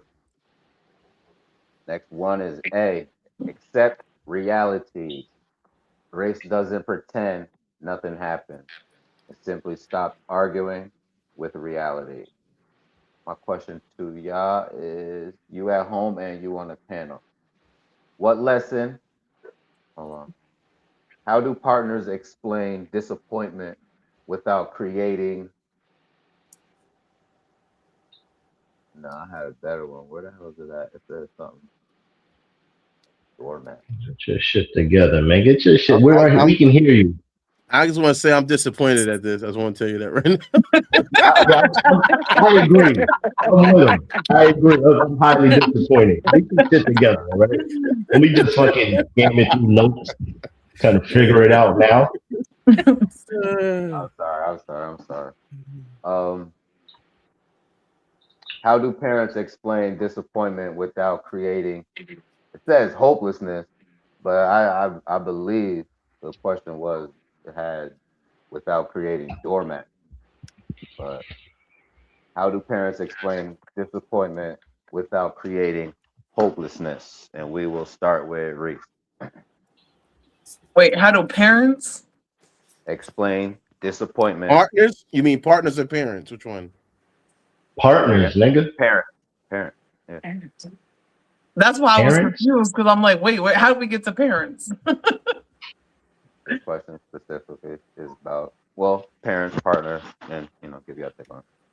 All right, say it one more time.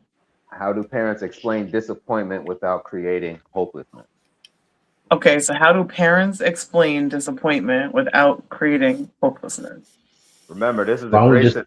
This system is something that I do want to pass on to the next generation. So, people younger than us, and you feel me, will inherit it, or people as old as us will have to pass it down. So, be mindful that who we speaking to. Okay, so for me, I don't really like to tell my children that they disappoint me ever.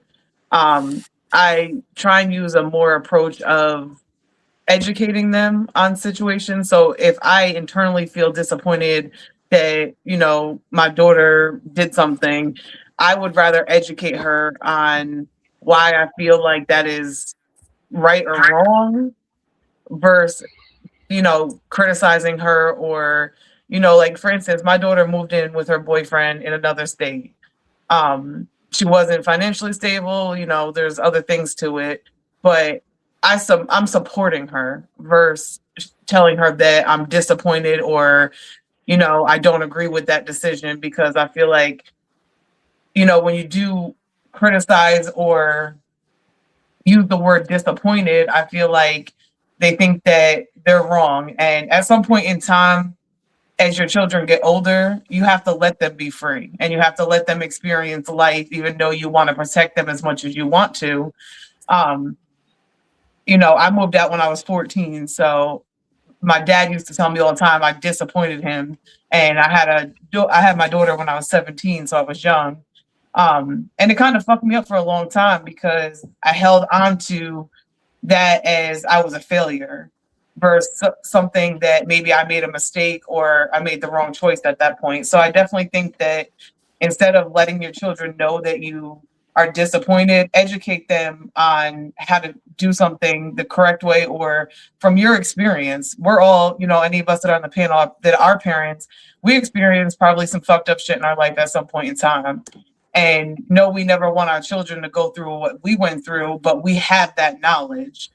And my grandmother used to say things to me when I was younger that I never understood. And I was like, why is she doing this? But as I got older, I realized some of the things that she used to tell me because I was always like, well, I'm not a bad kid. But then I started doing shit and realized that, if I listened to things that she told me, I wouldn't have been in positions that I was put into.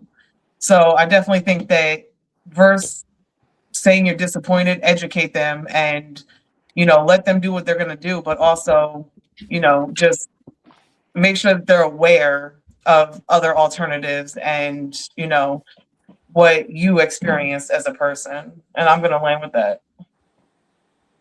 Sure. Pecan, you got any kids? No. LaShonda, we'll come to. I still want to hear your thoughts, but I would rather touching with the parents first. Okay. LaShonda, how do parents explain disappointment without creating hopelessness? So for me,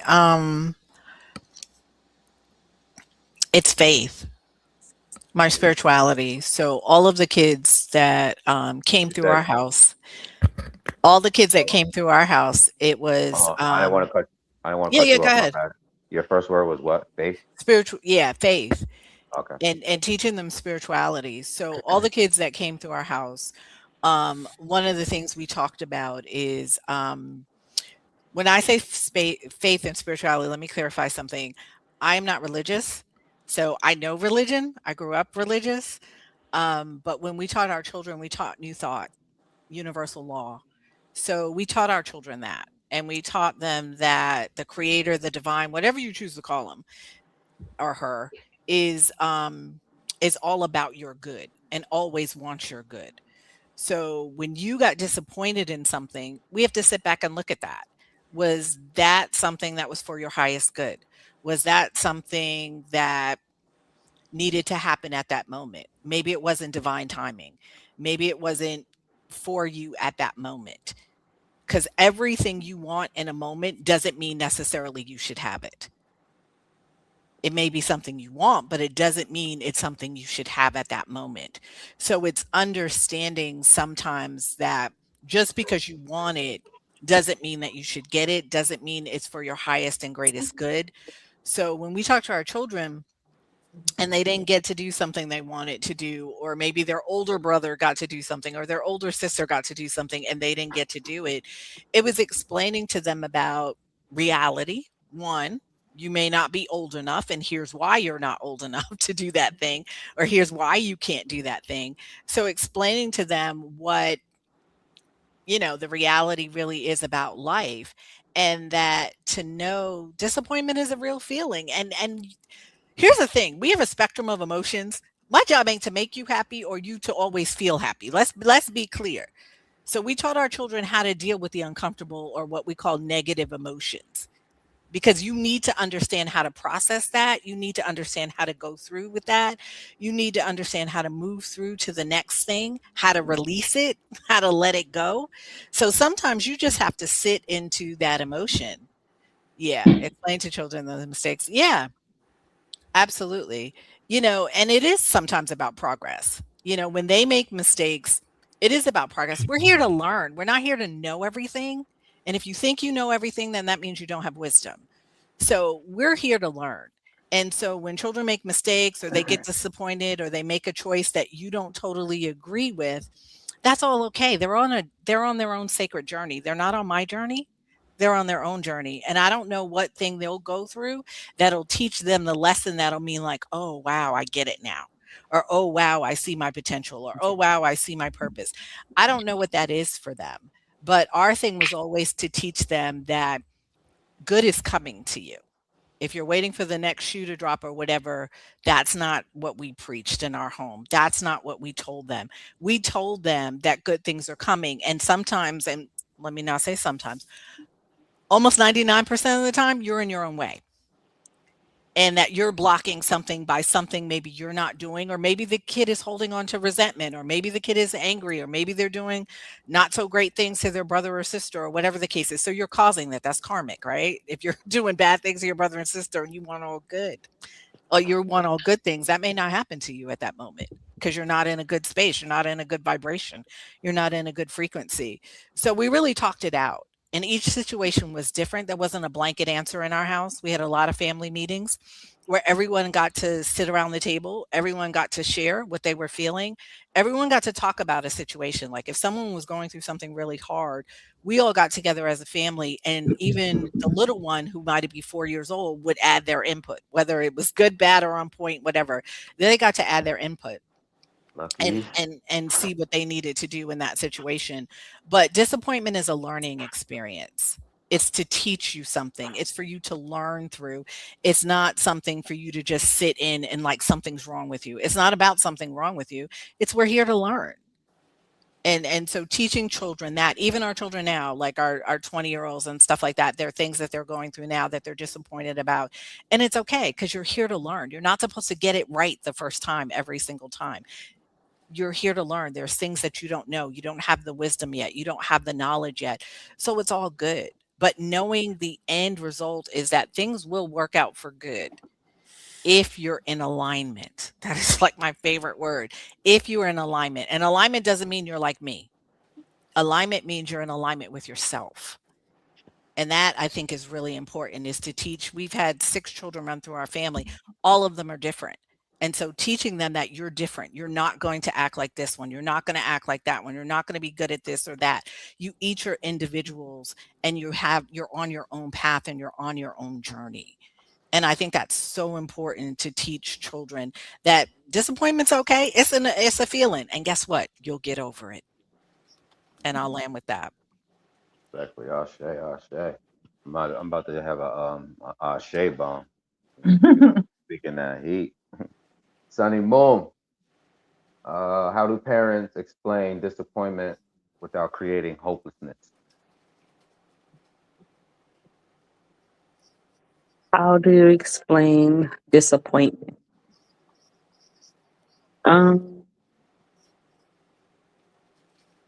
mean, honestly, I just go over what it was and what was wrong. Like, I can't really be a finger pointer. All I can do is remind you where your goods are, and hopefully later on you remind that comes to you quicker in the time that you're in that space, because we're all human. Like, we're all gonna, fall short. The idea as a parent is just to give you an idea, so when you're in it, you can kind of get out of it a little quicker. That's it. That's all I thought as a parent I could do. You know what I mean? I really can't do anything else, because you're going to do whatever you want to do. It doesn't matter how many conversations, how many up speeches, how many anything I do, you're going to do whatever you like. So all I can do is just give you an idea of, like, hey, you did that this time. Was it cool?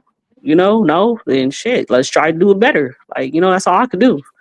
It's not much I could really do, as a parent. I got teenagers and I got babies. So it's like, living in the middle of that, you really find out that you really ain't got no real say-so on nothing. Really, you can give your idea, you can you can coach, and you can uplift, and shit gonna be what it is at the end of the day. I laugh. um,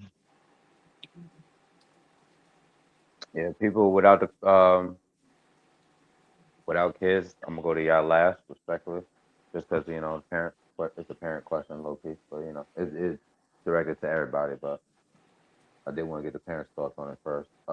Chef Tone, what's hold on one second, sorry. How do parents explain disappointment without creating hopelessness?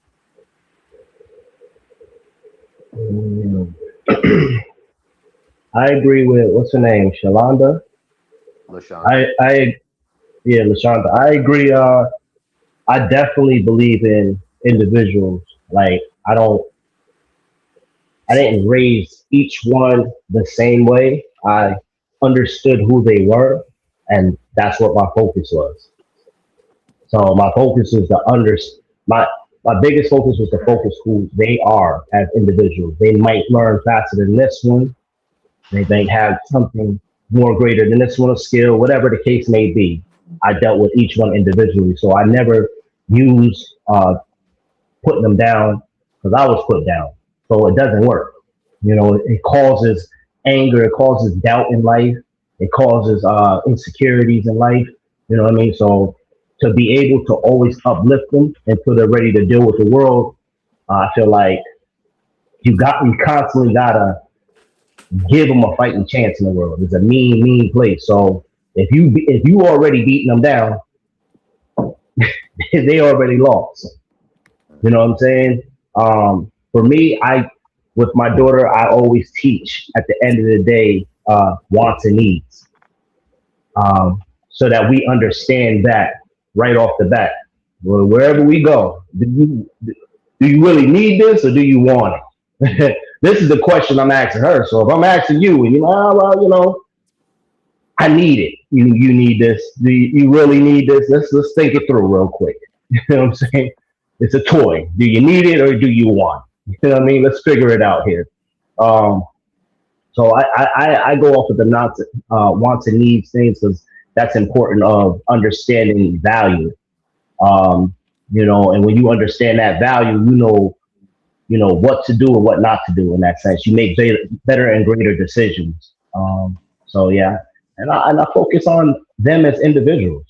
Like, I think that is my biggest thing. Them as individuals, because they have my undivided when it comes to for that situation, whatever it may be. They might need that undivided attention.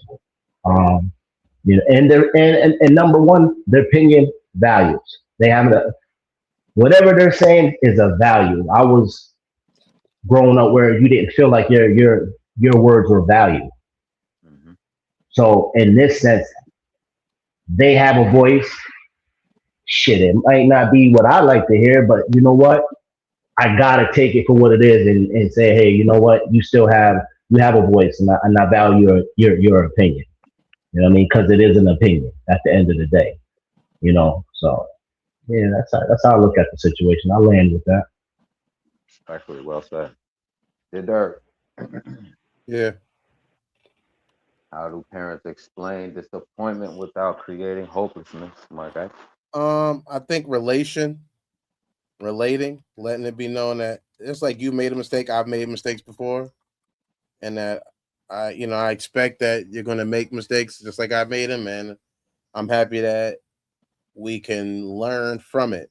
That is a badge of honor almost, opposed to making it seem like it's something that you've never done. You've been perfect your whole life. You always listen to your mother. You always listen to your dad. You've never done nothing. So I think it's just a relation thing of relating to the person and letting them know, hey, yeah, this wasn't the best thing you could have did, but we all have not done the best. So that's what I believe. Um, V. How do parents explain disappointment without creating hopelessness? Think I she think can't that, love. I mean, I played a significant role in my brother's life. Growing, he's considerably younger than I am and my cousin. And I always respected my brother. I never treated him, I always treated him like what he thinks and his voice matters. And I think I treated him the way I wish I was treated um, as a child, you know, and because I think children do have voices. And so, and if they're experiencing something that is harmful to them, or you can say, this is how I feel. But it's also about how you feel because this is your life, and I, as your mentor, or I, as your older sister, I, as your mother, or mother figure, I can say this, but it's really about owning your life experience, and I like what Dirt said about, what can we do to sit down and have a conversation and say, you know, um, what are you learning for yourself, to help you with your future? What are we learning for ourselves, to help us um, for our future in the relationship, that I have with you? I had I had like a foster daughter for a while. She was a homeless young lady I took into my home when she was 16 and she was pregnant. Um, and I remember when her mother had passed away. And so when she went to get married, she came to get my blessings. And I didn't like the guy, you know. And I wasn't disappointed in her, and I was honored that she would trust me with such a place in her life to play the role of her mother, considering that her mother was no longer physically here. And what I told her was, she wanted me to give her marriage her blessings. And I couldn't do that in all because I could foresee, I just didn't like the dude. Okay. he was he was a whole lot older than her. It just wasn't looking good. But what I said to her, one, I thanked her, for honoring me and putting me in this place in her life and trusting me with this position in her life, and I took it very, very seriously. But I shared with her that this is her life, that the choices she makes is not about being disappointed in you, it's wanting the best for you. And, so I said, I can bless you in the choices you make for your life. I said, because you have to own these choices, because once I can say, no, don't marry him, and you may not marry him. and then you're resented down the road. Or I can say, go ahead and marry him, and things will work out, things that won't work out. Whatever you choose is your life. It's not based on what I'm going to tell you to do or what I'm not going to tell you to do, because you have to own it. You have to, own your life. And I think, that's how I approach it. Even today with children, I respect children's boundaries highly. And I remember I used to work, a friend of mine has, she opened a children's bookstore in Harlem, and I helped her open it up. And so during the openings, when I actually worked for her for a while too, after she opened it up, help her get started. And so when the children would come in, I would always sit down, I would come to their level, and I actually kind of learned that in child psychology too. And I would introduce myself, I tell them my name, I would shake their hands. I treat them like they matter. And some of the little kids would look at me like, this lady's actually, like she's treating me like they look, like, and, I don't, I just don't, I feel like children matter. They have a voice that often we don't listen to. I did grow up in an era where, as you say, little pictures are to be seen and not heard. And I think that's an unfortunate dynamic. I think, was it Chef Tone who said, something about, if you're beating up on your kids before they even have a chance to go out in the world, they don't stand a chance. So I have to agree with that. I think you have to take a moment to listen to and I think once you earn, that's how you earn their trust. And my goddaughter, one of my closest friends, daughter, who's my goddaughter, I observed my friend as she was raising my goddaughter, and I was there.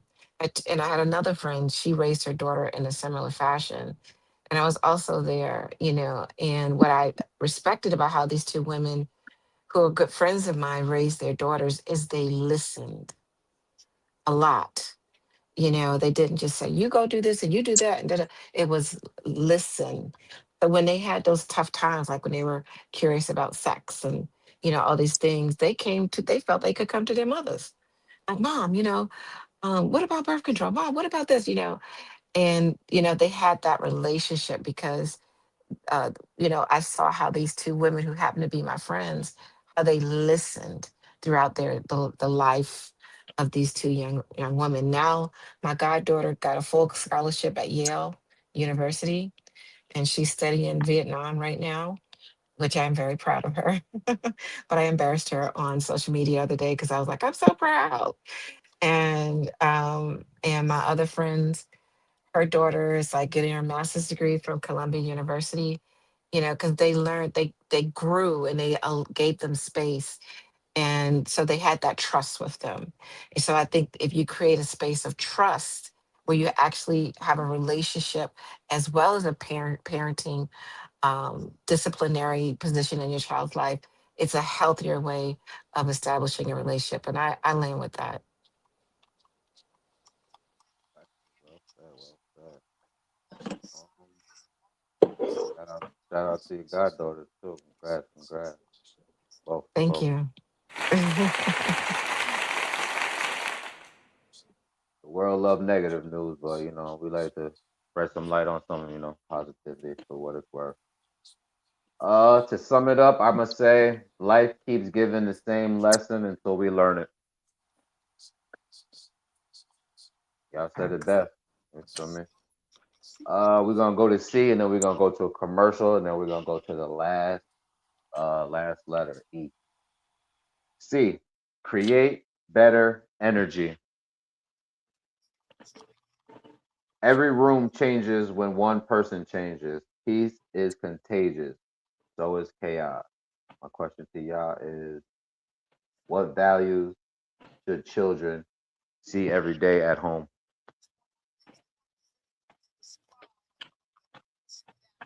Start with LaShonda.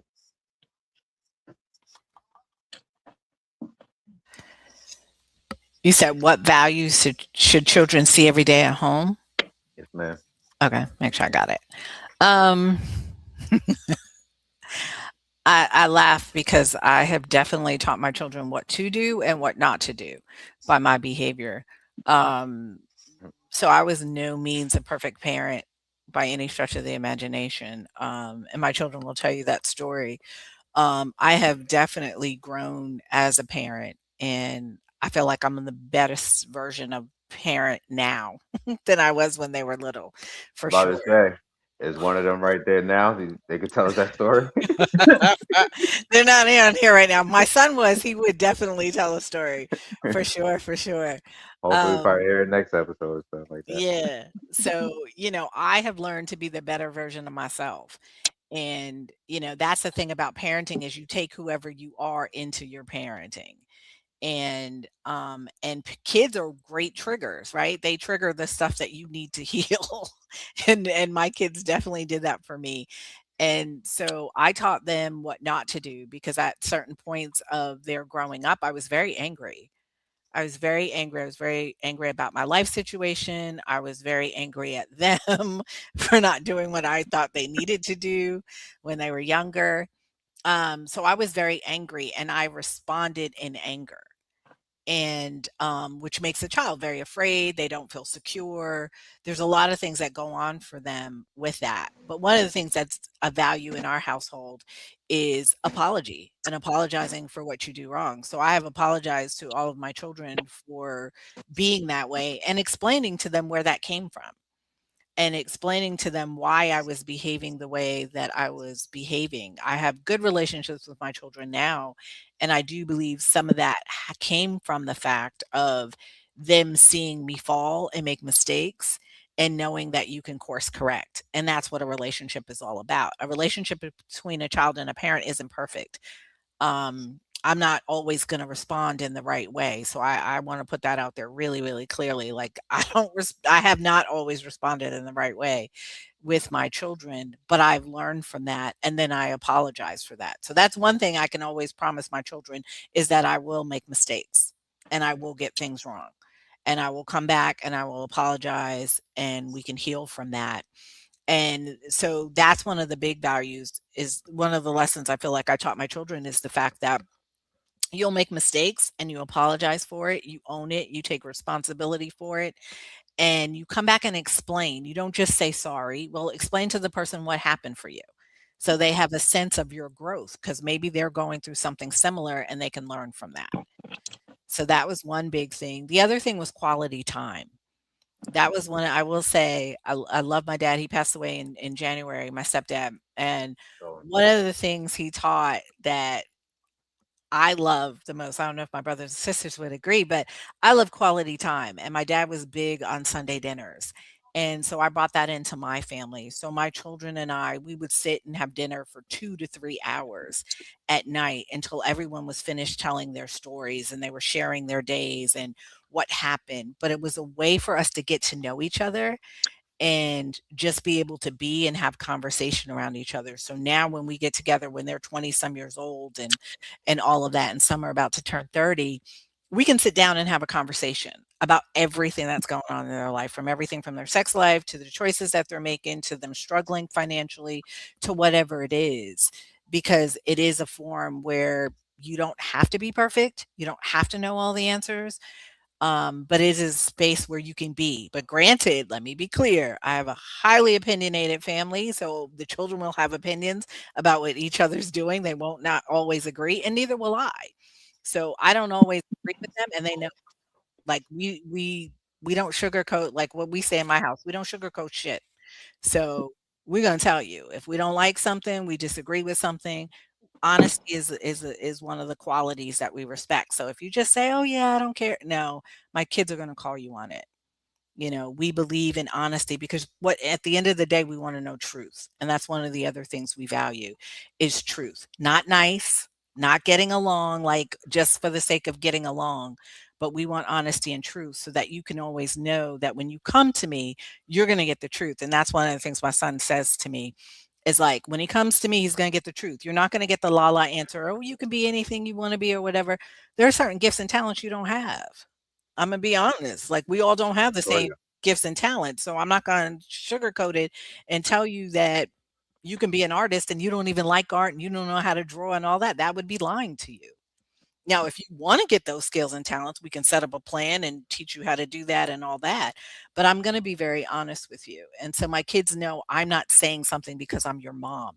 I'm saying something because it's the real deal and it's the truth. And so they'll come to me a lot of times because they want the truth. They don't come to me just because I'm mom. They come to me because I know you're going to tell me the truth and you're not just going to praise me or say, oh, you're good, when that's not the real deal. So those are the things I feel like our family, our core family, we set values a long time ago. We sat down as a group and said, what are the things that we believe in? What are our family values? What are our goals? What are our missions? Like we did that on a regular basis when the kids were little, all the way up to when they got older, was what are family values? What are our goals? What do we want to produce? What do we want to be? And everyone had something that they were achieving, and the rest of the family knew that, and they were there to support them in that. So in the midst of the chaos and the crazy and my crazy, we still laid down some things for our kids to take on to the future. And I'll land with that. So, got mute up. Jem. No, it's just You said truth and quality time. I like that. Reese, what values should children see every day at home? I definitely agree with LaShonda. I made terrible decisions and I acted out with anger a lot of times. And with my oldest, she just turned 20 yesterday. I seen that she picked up on a lot of my traits on how to respond to people in an angry manner. And she does it to me now. So it's like, I'm like, Jesus. And my grandmother always told me I was going to have a girl and she was going to be 10 times worse than me. And that was the truth. So I definitely, with my son being, he's still a little bit younger, he's only 12, I definitely try harder now. I'm not perfect still by any means, but I try not to respond in so much anger. And one of the biggest things that we try and teach our children is gratitude. Be grateful for the smallest things. It's not always about what somebody gets you. You know, my son, he's always like, I want. And I'm like, do you have a roof over your head? Do you have clothes on your back? Do you got food on your table? Like, and again, that's somewhere where I struggled. I still to this day sometimes struggle with accepting and gratitude for the things. Like, it's not always materialistic things. So I definitely, that's one of the biggest things I do teach him, is definitely be grateful for the small things. And, you know, it's not about the material things that you have. And then definitely probably, like, I would say, like, resilience kind of. I always try and teach my kids that even if you attempt something, you fail, you get up and try again. Don't just give up because you failed the first time. I remember my daughter failed her driver test like twice, and she's like, that's it, Mom, I'm not doing it again. I'm just dumb. I can't drive. And, you know, I don't want my kids to ever give up, because you always face hurdles in your life. I know I fell at multiple times in my life, and I got back up on the horse and continued on my little, you know, path. And, you know, if you put your mind to something and you try hard enough, you'll eventually conquer it. It may not be tonight, it may not be tomorrow, it might be 5 years down the road, but you accomplished it. So you completed that goal. So I definitely always try and teach my kids, don't give up. You know, it might not be easy by any means, and you might have to do a lot of footwork, but the more that you keep pushing, you're going to get it eventually. And then I would definitely, I piggyback off the whole honesty thing. I'd rather you tell me the truth than me having to find out that you lied to me, because then I'm going to get pissed off and I'm going to be more angry, and I'm probably not going to respond in the manner that I want you to see me respond in. Versus, if you ate that last cookie, tell me you ate that damn last cookie. Last time it was the orange. I'm not using the orange again, Mega. But, you know, I'd rather you tell me that you messed up. I'd rather you tell me I went outside and I punched a kid in his face because he called me fat. Like, I'd rather you just be honest with me, so that way I know what's coming behind it. Because the more you lie to me, and if the police show up at my door, I'm going to, after that policeman leaves, you know, you might have to get a whooping. So So I definitely piggyback off of that. Just be upfront, be honest with me. And I would probably say acceptance as well. I try and always teach my kids accept they are. Not everybody is the same. And kindness is something that comes, if you give it, you get it most of the time.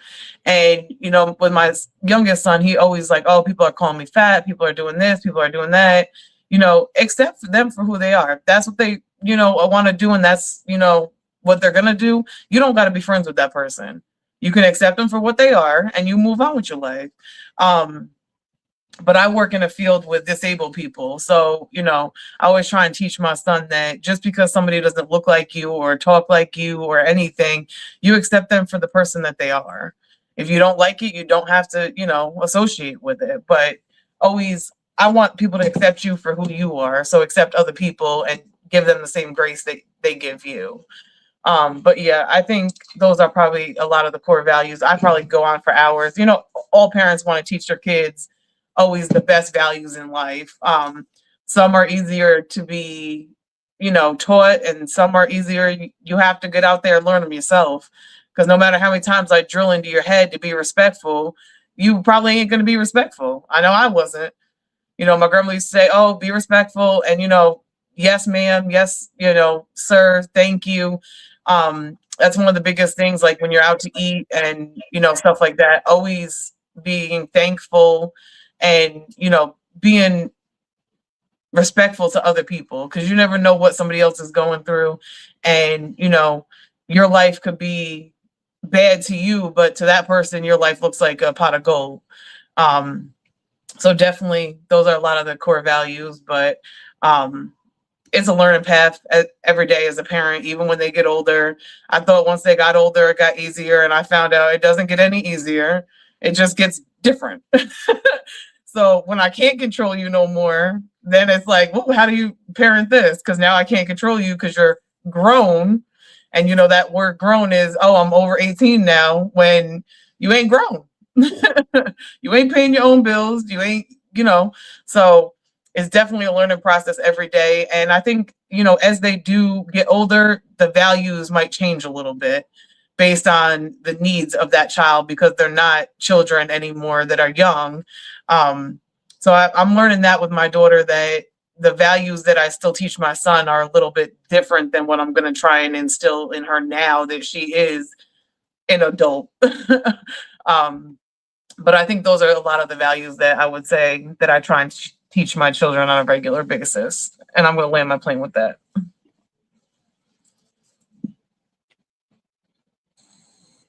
Respectfully, ladies is cooking tonight. Well said, well said. V, did I ask you? No? Yes?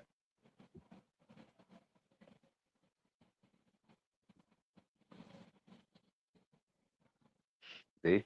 I'm getting my mute. I'm sorry, I couldn't get my mic unmuted. Yes, yes. You asked me already, right? Oh no, we moved on. Which question is this? I'm sorry. What value should children see every day? Oh God. Yes, I do. I do remember you asking this question. Did you answer? No, I did not answer. What values should children see every day? I think responsibility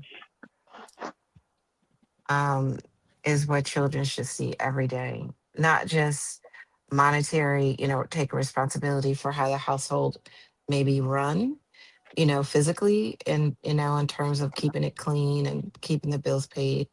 That's responsibility too, but also emotional, mental, psychological responsibility as well.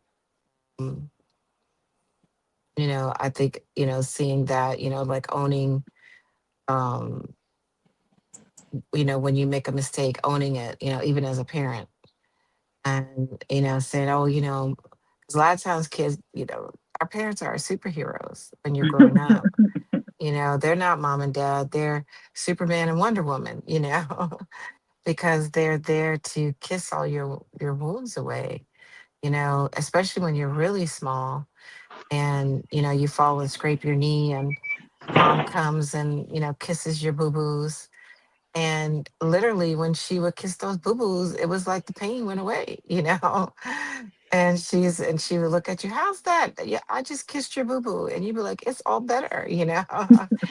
And so, so there's this sense that you take ownership of your parents, and then that, they become superheroes in your eyes, and then that's that looking up to them in this way.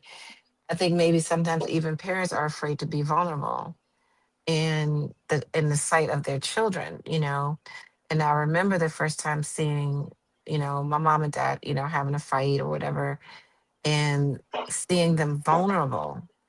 It's a very scary thing to see when you're a child and you've never seen it. And a lot of times, parents would hide their vulnerability from their children. And so when you finally do see it, it can be shocking. But I think when you understand the power, there's so much power and responsibility. And someone who has, studied some of the tenements of Buddhism, one of the primary foundation of understanding that philosophy slash teaching is understanding responsibility, personal responsibility. And in that process is a requirement of being vulnerable. And vulnerable is, I know, especially as a Black woman, I've struggled with being vulnerable because it also means showing your weaknesses. But I think that being vulnerable is also just being authentic, you know. Uh, and so, as a parent, you want to always kind of sometimes, or as the adult in the household, you want to always appear to be able to have it all together. But sometimes, just telling your child or your daughter, especially after they get a certain age, mommy and daddy didn't have the best day today. It was tough at work today. And then sometimes they be like, really, mommy and daddy, what can I do to help you? But you never really want to show them that side. And then you kind of miss out a little bit because it gives them a way of taking responsibility on those days that you're not at your strongest. You know, and when your mom, she may not be feeling well, so you got to step up and cook a meal or clean the house, and so I think being responsible and being vulnerable. Of course, love. I didn't say love because I think that's a given, but with responsibility and vulnerability, I think that is, true love comes through those attributes. And so I land my plane with that. Respectfully, gentlemen. The Dirk. What value should children see? Hold on. What value should children see every day at home? I think the fact that like the not arguing thing, that there's better ways to solve a problem than arguing. I think that's a big one for them because it teaches them that the answer's not fighting. I think that's the biggest value to teach your kids, that the answer's not fighting. Because I know growing up in my household, I seen my mother getting, a lot of verbal abuse from her boyfriend at the time. And I thought everybody was doing that. Everybody was going through that. But now I know that now that this was my house, even though that's sad to know. So I just think just learning that just because you don't like somebody don't mean you got to call them a name. Just because you don't like what somebody's doing don't mean you got to disrespect them and all of that. I think that that's the one value, that disappointment or not liking somebody is not an excuse to attack. I always think about that. Like a lot of kids, I always think that a lot of kids who are just beat probably are the ones who are being domestic violence people or whatever, either the victims or the perpetrators of it. Because you think about it, you're taught that somebody that loves you is going to beat you.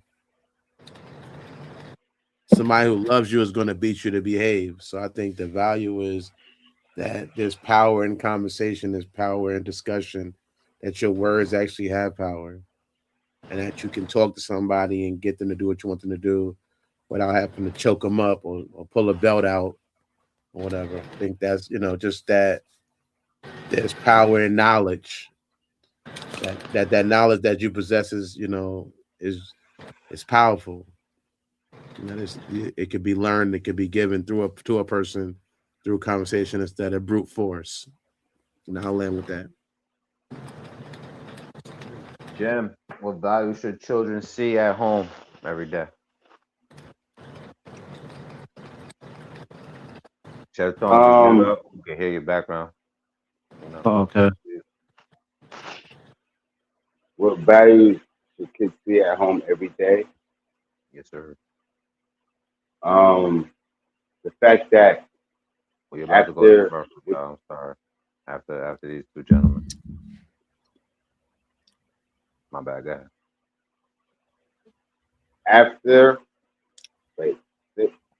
You fucked me up. My bad. Go on the commercial break after I speak, right? What values should kids see every day? Yes, sir. I hear everybody's comments, but let's be real. Once you live that life, you got to bring that life or make it better, but it's still going to be the same life. So you do what you do. You're gonna teach what you know to your or better to the kids. What value is that you're important. You are what they say you're not, because you're gonna get influenced by every aspect of you ain't, you should be, you're beneath, or I'm over. It's always gonna be a stage. It's always gonna be like you're supposed to be this way. So value, the word value, I don't believe in that because it's a suggestion.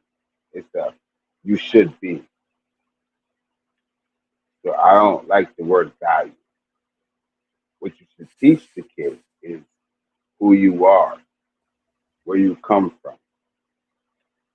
Be respectful, honor thy presence, and hold that down.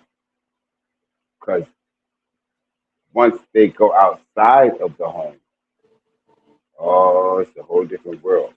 It's why you didn't teach me this.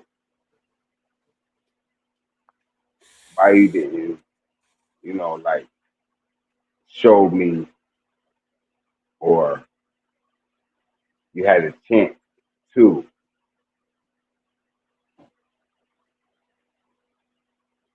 And then when it backfires, it's I should have. I fucked up. I had a chance to do something great, and it's a fresh mind, a fresh brain. So the value is better than.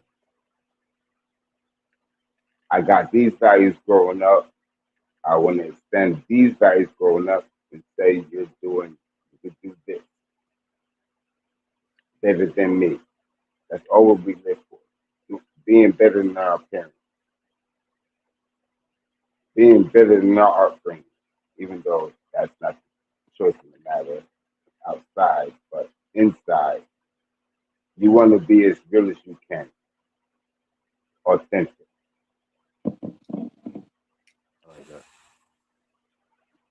I land my plane. Chef Tone, what value should children see at home?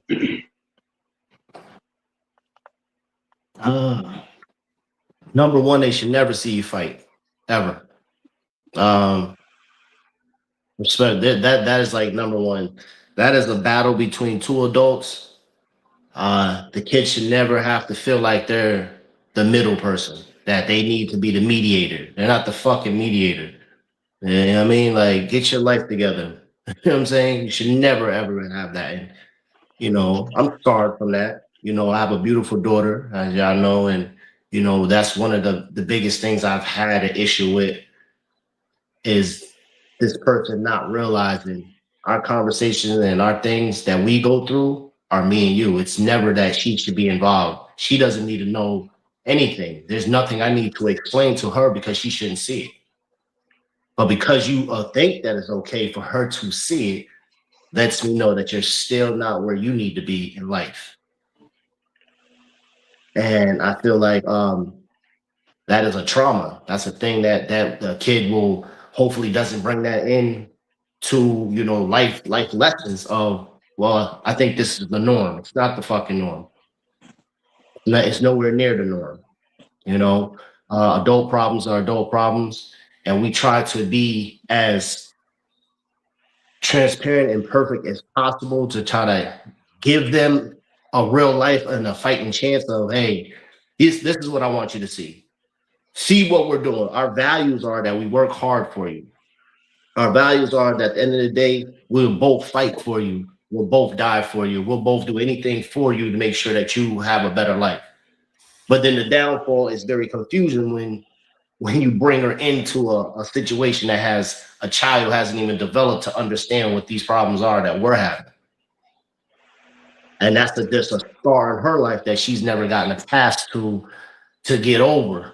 She still needs to talk to somebody, but then you pass that shit down to the next one, and it's like, where do we break this barrier of the bullshit at? Like, I ain't never seen my parents argue. It's real shit. Listen, my pops might have conversations and stuff like that, but for the most part, I've never seen them fight at all. I probably towards the end of their relationship, like in my 20s, not even in the crib no more. I didn't even know it was a motherfucking argument. I thought it was a regular conversation. I walked right out the fucking door. All right, I see y'all later. Ain't no see you later. They're gone. They're going their separate ways. Bye, nigga. You feel me? So that's how oblivious I was to the negativity. Yeah. You understand what I'm saying? So yeah, for the value for a kid that even have a fighting chance, man, listen, we as parents gotta iron out our own situations before anything. The kids are innocent. When we bring them into the battlefield, it's like, God, that's another reason to know when it's time to go in a relationship. When you just toxic as fuck and the kids have to be involved all the time. Look, come look at this shit. Come look, bitch, look at this. What the fuck? What are we looking at? No, it's not the time. So yeah. I think just not being able to see the negativity as much as possible, but still let them see the reality of the world. Because we are the reason we give them the tools to be able to fight in the world. You know what I mean? If they constantly seeing bullshit, they're gonna run into negativity. They're gonna look for it somewhere else. And I hate to say it, but there ain't a lot of men out there that are willing to be a good man without taking advantage of a young lady going through whatever she's going, rebellions or whatever she's going through. Them niggas is predators. You know what I'm saying? I know a couple of niggas. You feel me? So they're predators toward these. Oh, you're going through this? Here, let me talk to you. Like, really? So it's sad. You know what I mean? At the end of the day, niggas prey off of that. I've obviously never been the type of person. I'm not like that. I don't find that to be weird as fuck. But there are people out there like that, man. So you got to be aware, for any of the kids or whoever may hear this, you got to be aware of that situation. You are a target if you're hurt and stuff. And a man out in the world is not somebody you turn to for a father figure or a motherfucker for some advice. Go get some real help. There's some real psychiatrists out here that really will talk to you. Don't cost much. Find somebody that actually genuinely want to see you do something in life and hopefully not get hurt or harmed. So, going to a man is not it. There's not a lot of us out here that are willing to actually take you in and not fucking violate your innocence in the sense of like, fuck it, you're going through this, let me get this from nah. Ain't too many of them. Niggas shit. Them niggas wear the most masks. So I like that. Violate your innocence. I respect that. yeah, it's a real thing. Yeah, I Yeah, land with that. I like that. Respectfully, respectfully. Everybody cooking tonight. Well said, well said. What values should children see at home? I'm gonna highlight what y'all said, and I'm gonna add a couple. Integrity. I heard responsibility, vulnerability. I heard respect. I heard conflict resolution. I heard be transparent. I'm gonna add honesty. I heard quality time. I heard accountability. I heard authentic, kindness. I heard gratitude. I heard acceptance, and most of all, consistency. At all of those. Those are things that I think everything that from the panel, all of y'all added. I added a couple, and consistency. I would think is the thing out of that group that wraps all of those things up. If kids see those consistency, because children imitate what adults do repeatedly. You feel me? Are good, are bad, and if these are things that we could, pass on and use, set the bar. I think these are, make them outstanding. Next generation outstanding. With that being said, we're gonna go to a quick commercial. Like I said, you at home, you know what to do. Like, share, subscribe, especially if you waited this long. And we're gonna come back with the next one and close out. Land Your Plane is a show where truth takes off and accountability lands. Guests face honest questions about love, loyalty, relationships, ego, family, and the conversations most people avoid. Want to be a guest or bring family on? If you have a story, unresolved conversation, relationship question, or truth you're ready to face, we want you on the show. Apply here.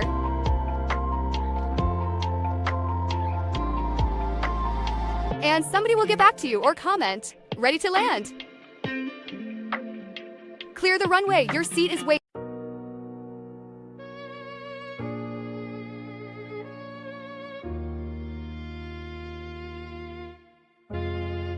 Shorty on a whole different time than I am. She want me to be her man, but she don't understand this. Get fucked up my brain. Shorty on a whole different time than I am. She want me to be her man, but she don't understand this. Get fucked up my brain. Shorty on a whole different wavelength. I don't even wanna say shit, but I gotta keep it real. I ain't never been the one for no fake shit. Since I'm a star, making that gon' take concession. She don't understand, I need space if I'm tryna pull up in a spaceship.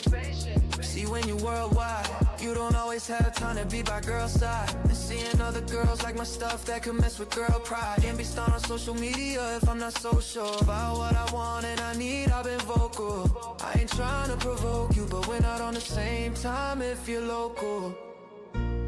And I'm global. I got motion, so can't answer my mobile. Shawty on a whole different time than I am. She want me to be a man, but she don't understand this. Get fucked up my brand. Welcome back. Welcome back. You know what to do. You made it this far, man. Like, share, subscribe, hype me up. Y'all all right out there? Good. Oh, already. I say I'm y'all up. all right? We're good. I'm up. Mo don't sound like he's up. My fault. Dirty don't sound like he's up. Get to the last one, ladies and gentlemen. Evolve every season. The version of you that survived yesterday may not be the version that's needed tomorrow. And this is, I found the question. It was, we're not going to answer it, but it was, how do families teach empathy without raising doormats? See, I knew I had that question somewhere, but we're not going to answer that. What was the last part? Without raising what? Doormat. Because I knew I had Doormat? a crazy. Yeah. Yeah, Still a good question, but we already yeah, know that. it's gonna. So, this one we will ask. How to live on purpose and not live from survival. And we will start with V. Oh, hold on, V, before you jump out the window. Let me read this Okay. comment. Pretty long. Courage is the greatest of all virtues because without it, you can't practice any virtue consistently. Ancestor, Mother Maya, Angela, respect. I say. Go ahead, V, jump Sure. out. I say. So you said, how can we, what was the question? I'm sorry. How do we live on purpose and not live on survival? How does one live on purpose and not on survival? You have to learn the power of intention. Um, it's something I had to learn, especially after, I've lived through different challenges throughout my experience. I had the church I used to belong to emptied my bank account. I've lived through 9/11, living in New York City and the backlash from that. I lived during the Bernie Madoff in New York City and the backlash from that. And so um, you can be thrust into survival, losing a job, an illness, a tragic experience, unexpected things come up, and all of a sudden you're thrust into survival mode. Um, I went to hell, what I call my hell. And I remember like thinking, damn, I'm in hell, And I was like, damn. And I did everything not to go to hell, and I ended in hell. And I remember being in my early 20s, telling my cousin, I was like, girl, I am not going to hell, and I ended up going to hell. And so as I was navigating through those tough times in life, I always say hell has a purpose. I guess in recovery, and Dirty can correct me, they call it bottom, and I think any of us can bottom in many different ways, depending on what comes up in life. You can find yourself, bottomed out. It might be after a breakup or anything, like I said earlier, losing a job. In my case, my church wiped me out, and I was bottomed. And, and I remember thinking about Humpty Dumpty. I was like, man, this is what Humpty Dumpty must have felt like when he fell off the wall, and then the interesting thing about that little nursery rhyme, nobody could put him back together. And so I said, all right, I said nobody could put him back together because he had to put himself back together. And that's how I understood it. It's like, okay, I'm going through hell. And I remember listening to Steve Harvey one morning. I used to like him every morning. He would have them little things at 6 o'clock. And I don't know anybody else that listen to that. I know people have a love-hate relationship with Steve Harvey, or they may have a hate-hate relationship with Steve Harvey. But, every morning at the beginning of his radio show at 6 a.m., he would have these little life anecdotes or whatever. But during his radio show one morning, I think Ludacris was on the show. And Ludacris was saying he remember he was going through a tough time. And Steve Harvey had this joke that if you're going through hell, don't stop. Like, you better keep going, like you got to keep going. And so when you're in the survival mode, I remember even telling my friend, I was like, I'm in survival right now. But what I learned eventually is that one, you got to heal. You got to figure out what that is for you personally. And then you got to know what it is to live from intention. And you have to intentionally begin to navigate yourself. And it takes a lot of patience. If you're going from survival mode to try to living more, it takes a lot of patience because a lot of times we want Superman, I call it Superman syndrome, to come and scoop us up and leap to a single, to a tall building, a single bound. They don't want to go step by step. It's like, no, where's Superman? It wasn't that a movie? I'm waiting for Superman, and I just want Superman to come and take me to the top. I don't want to go brick by brick and step by step. But it's a step by step if you find yourself bottomed out in any for whatever reason, whether it's a drug use or substance abuse, whether it's gambling, if you find yourself in that place and you have to first take responsibility for how you got there, why you're there. Recognize that any given moment we're living the consequences of choices that we made. And then once you accept that, you just have to come and say, okay, now I got to come up with a plan. And set goals that, and literally it's a baby step. But if for some people, Superman may come, you may hit the lottery, that might be your Superman, and you can scoop yourself out of a bad situation like that. But that's not always the case. I believe in miracles. So, if a miracle comes, more, God bless you, more power to you. But I also know the power, and I'm still learning this, the power of setting goals and working on them, consistently, one step at a time. And Brother Jim and De La Nouche, we met. I had just got hit by SUV, so that was another time I bottomed out in life. And I was in a wheelchair. I think I had been out the wheelchair a couple years up when I met them. And the guy didn't have insurance, that could award me a financial settlement. So once again, I found myself in survival. And each time you got to take responsibility is what I find. And just, you got to be careful with, if you're in a place of desiring to do better and to elevate, you also, as you're taking responsibility and being intentional, you got to be careful who's around you. Um, you got to you got to have people that are supportive. And, because I find, especially after the accident, I encountered some really crazy stuff, from people. And it made like me being able just to do for myself difficult because everything was conditional.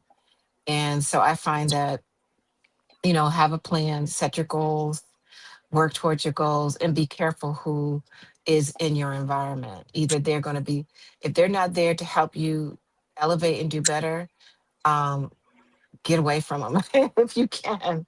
And if it's family, say, hey, I'll see you at Christmas, Merry Christmas, see you next year, Happy New Year. But staying focused and is the most important part in setting goals, taking responsibility to navigate yourself out of those dark survival circumstances. And I learned with that. Respectfully. Yeah, I just had a question. When we want to put this out there for the people, so they don't run into the same situation that you ran. What church is it? I just want to know. Yes, yeah. Go ahead and say it. We're not gonna go there. No, We're not gonna go to that church. It was called the New York City Church of Christ. Yeah, what avenue is it on? Yeah, we're not going there. Yeah, I got you. I got you, Chef Tone. We don't want to deal with that.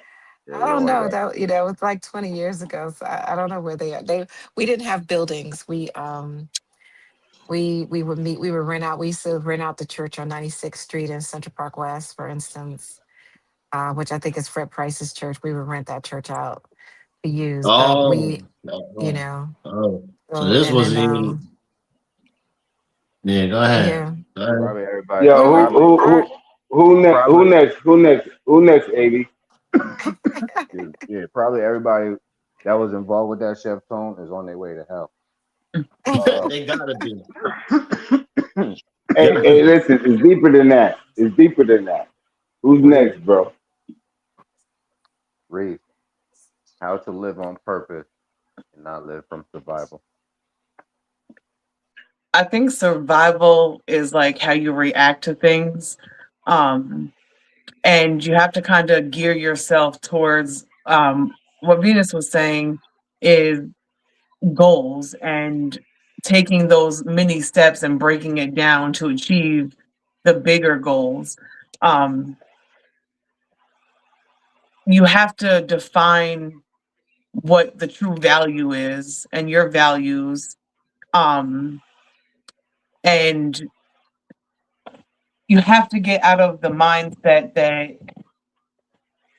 And I think it kind of goes back to the fear situation. You have to look past the unknown and think about what could be outside of that.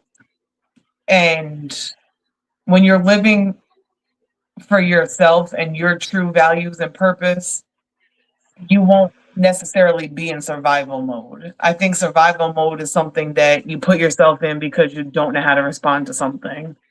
And you're just trying to crawl your way out of something the best way that you know how to. Um, and I think it kind of plays into different parts of people's lives. Like, I work this job because I have to pay my bills. That's a survival technique versus you being happy and living for your purpose and your values and what you truly want to do. I don't want to work. I want to own my own stuff and to have people work for me. That's one of my purposes. But I still currently work for somebody else. And I know that part of it is survival because I have to pay bills. I have to take care of my family. I have to do things. But I don't do it in a negative way. And I think that a lot of times people like misconstrue the survival part of it, because survival can be a negative thing or it can be a positive thing. And I think once you truly identify what goals and values that you are trying to align yourself with, that you can start living for that purpose part and taking the small steps, like Venus said, to achieve those goals. If you try and build Rome overnight, it's probably not going to be the best Rome. Like, let's be for real. It's probably going to start falling down after day one. So, in order to build something with like a strong foundation, you have to take those steps. And that kind of ties back into what we said this whole thing is that be resilient, don't give up, constantly push yourself. Even if you fall, get back up, scrape your, wipe your knees off and keep going. And I do think that again, sometimes survival is based on what you're taught. You're taught to do something, you're taught to, going back to what LaShonda said earlier, you keep going, you keep going, you keep going, you keep going until you're completely burnt out. And at that point, are you really living for your purpose of what your higher power put you here to do? We all have a purpose in life. You might not know your purpose today. You might be trying to figure out your purpose tomorrow. But if you're truly just going like the Energizer Bunny and you're never taking a second to, debrief, you're going to be in survival mode because you don't know anything else. And, that tied back into how you raise your children. I don't want my children to think that they have to constantly be an Energizer Bunny. Take your time, do things thoroughly, and go at a slower pace, and you're probably going to have a better outcome in the end of it. So I definitely think that, again, go from reacting to creating different things. And once you find and define your values and you align yourself with that, you're now living your purpose and not survival. And I'm going to land with that. Ashe. Hey, word, everybody cooking today. Yeah. I appreciate everybody trying to speak tonight. So, Shonda, how do families? Oh no, hold on. How to live on purpose and not live from survival? That's such a big question. I was taught survival. Being Black in America, I was taught survival. I was raised by my grandmother. My mother was there, but she worked two jobs. So my grandmother was born in 1920. So it was a step away from slavery and sharecropping. So I was definitely taught survival. And the questions that were asked to me when I was younger was, what job are you going to get? How are you going to pay the bills? All that survival mode stuff. No one asked, what are you here to do? What's your purpose? They were focused in on you needed to pay bills and get a job and survive. And that's what it was about. And I spent a big chunk of my life doing what everyone said to do which was to go get a job, go to college, go get a job, do what everyone else said, because I was in survival mode. I had to pay my bills. I had to, you know, support myself, all of that. And I knew I had a purpose somewhere in my higher self, the higher version of me, but that's not how I was living for the most part. And I know until for me, because I think I said this before, but I'm real hard headed. So sometimes I need the brick in the head. And I got put down on my ass, literally. And I lost my business. I lost my home. I lost everything, the bank account, my mom, like relationship, everything in a matter of about a year. And it was really what I needed to literally sit down and be like, you can't keep living like this, because there was a bigger plan for me. There was more that I needed to do with my life than what I was doing. I was playing small. I was just surviving. I was doing what I was taught, being the good little girl. And for me, how I found purpose was really looking at myself, pausing, being, having the conversation with the divine. Venus and I talked offline about sacred woman. All of these pieces played a role in me finding my purpose, finding what I'm really good at and what I'm designed to do, and building my faith muscle. Because to do your purpose, it's a faith walk, because it's walking into the unknown. It takes courage. I don't know who that is who wrote that in there, but that's so true. It takes courage in the comments. It takes courage to do your purpose. It's easy to survive in a sense because that's what everybody expects and that's what we're taught to do. And we go out there. I'm not saying you like it. I'm not saying it's not frustrating or whatever, but it's the norm. And everyone will say, oh, good for you. Oh, you're tired today. Oh, well, that's okay. So am I. Oh, you're busy. Oh, that's okay. People don't tend to ask you the question, are you doing your purpose? Are you happy in your life? That girl, I got to pay the bills. Oh yeah, me too. Everyone likes that hustle and that exhaustion, and all that's accepted. If someone comes to you and says they're tired, you don't try to help them. You don't try to fix it. You just like, oh yeah, that's normal. And it needs to not be normal because that's survival mode. What needs to be normal is being in living purpose. We're all designed for a purpose, and I'm a human design geek for sure. And looking at purpose and figuring out what your purpose is, because we're all uniquely different. And I think that's really important for other generations, other people, I don't care what your age is really, to find your purpose and to live on purpose, because that's where your joy is. That's where your happiness is. That's where your love is. That's where your peace is. Because if you're doing these other things, you're not going to truly be happy, because you're performing, right? You're going to work and living and being whatever that culture tells you to be, not who you want to be. You have to be who they tell you to be at work. In other situations, you got to be who they tell you to be. But when you're living your purpose, I get to be who the hell I want to be. And that's a big difference. That's a really, really big difference. And I'm grateful today that I get to live my purpose. I get to build. And that took a lot of sacrifice. It took a lot of courage.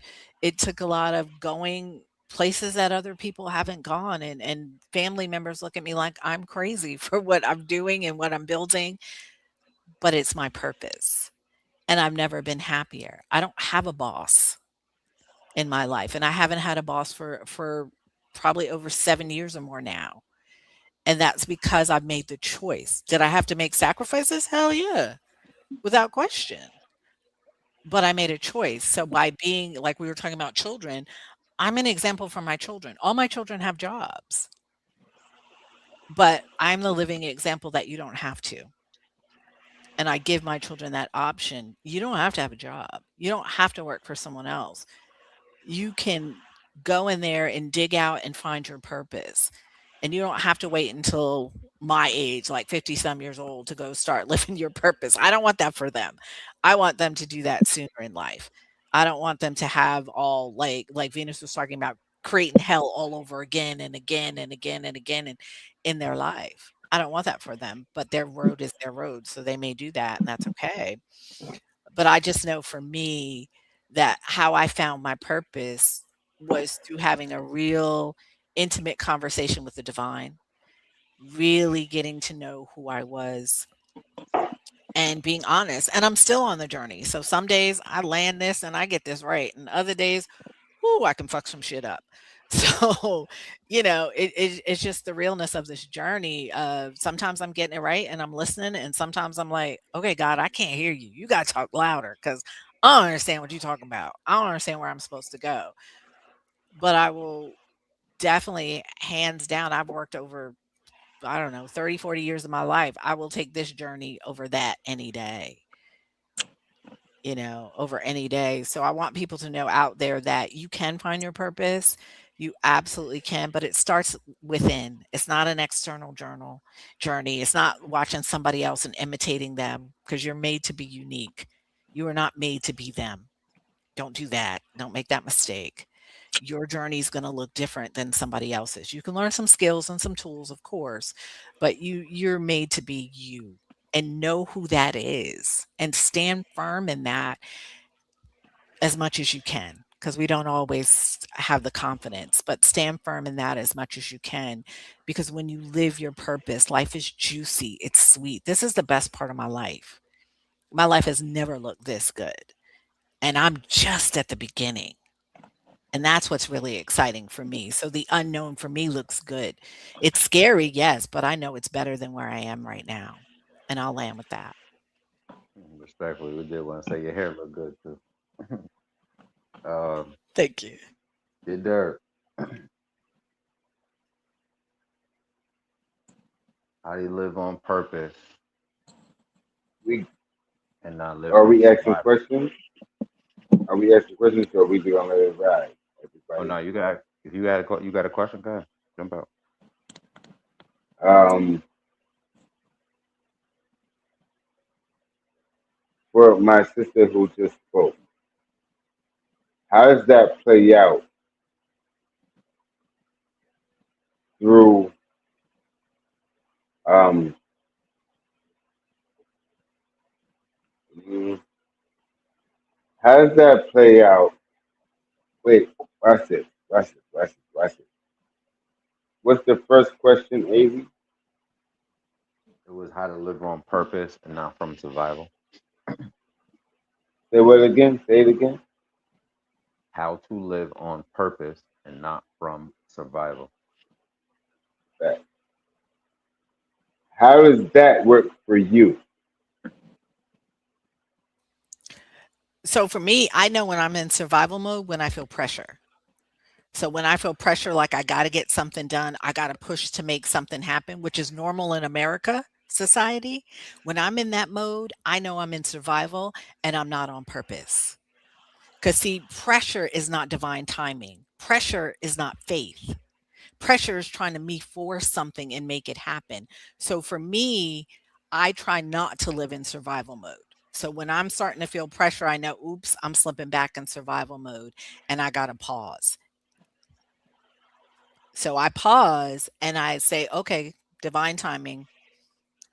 And I just write it out. And I use the downloads I get from the divine to tell me what to do next. That's that So surrender. so your outcome is the not you, but Mm. your outcome is to get an answer, right? I get directions from the divine all the time, on a regular basis, like weekly, every couple of days, whatever. I get guidance from the divine. It's almost like a muscle in a How relationship. I built that. yeah, how do you go about that? Sure. So for me, it was figuring out, because I believe that the divine speaks in a quiet voice and doesn't do You did paragraphs. say devil. You did say devil. I just wanted to let you know that. Oh, I'm sorry, the divine. So the divine speaks in a quiet voice and not in full sentences. It's normally phrases. It's a way that you can understand. It's very clear, very direct. It's that still, what they say in Christianity, that still quiet voice. That's how the divine speaks. So you have to learn for yourself, how do This I this know? that is that's not your thought though. That's not your thought process. No, because for me, it's an embodiment, meaning that I have trying to explain this clearly. I have the ability Please do. to know things. So I have the ability to Far as know what? things You're a like mother? no, like just in general, examples of like when I you know what think you're talking something, about. It. I have you're it too. yeah, when you think something, you're kind of wondering, is that true or not? But there's something that happens in my body that lets me know something is true, a thought versus a truth, Gut right? feeling. Because I said that You're on the yeah, saying you gut can show say a feeling? tonight. gut Yeah. feeling. Yeah, you can Gut say a feeling? gut feeling. Women, Absolutely. no, no, no, no. I thought women's tuition. Well, no, because let me say this, it's not a woman thing. It's about, like I told you guys, I said a minute ago, I'm into human design. So in human design, certain people are gut people, meaning they feel things in their gut. And that's man or women, because I've had male clients who feel it in their gut, That's right? different. They That's just different. know when they Different. know something, they know it, right? And exactly, divine and intuition. It's a knowing. And so you have to figure out and you have to play around with things to figure out how your knowing comes. Some It's people discernment. absolutely can hear it. So Yep.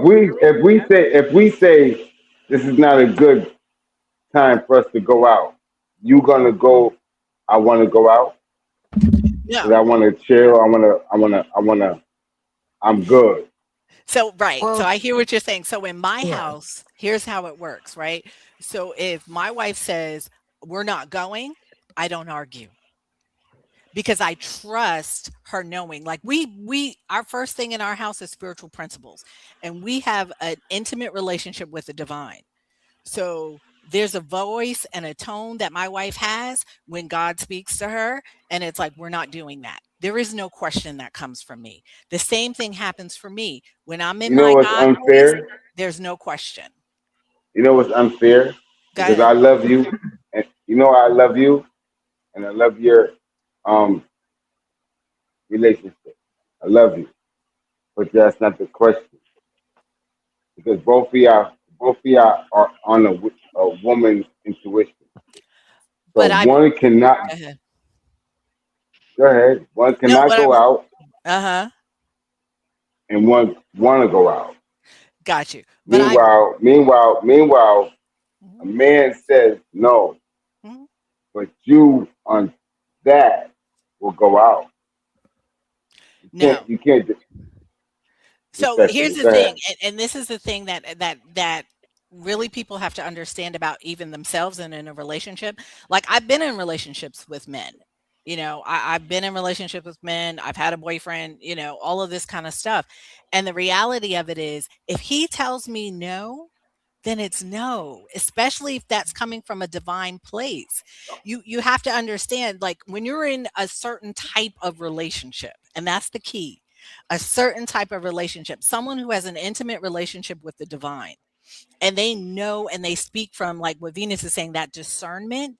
I don't argue when that discernment is coming, because I've had men say, no, don't do this. I've even had my son say something and he's like, Ma, no. And I'm like, okay, because I know his divine voice. And when he's coming from that place, Are you really I like honor that? that.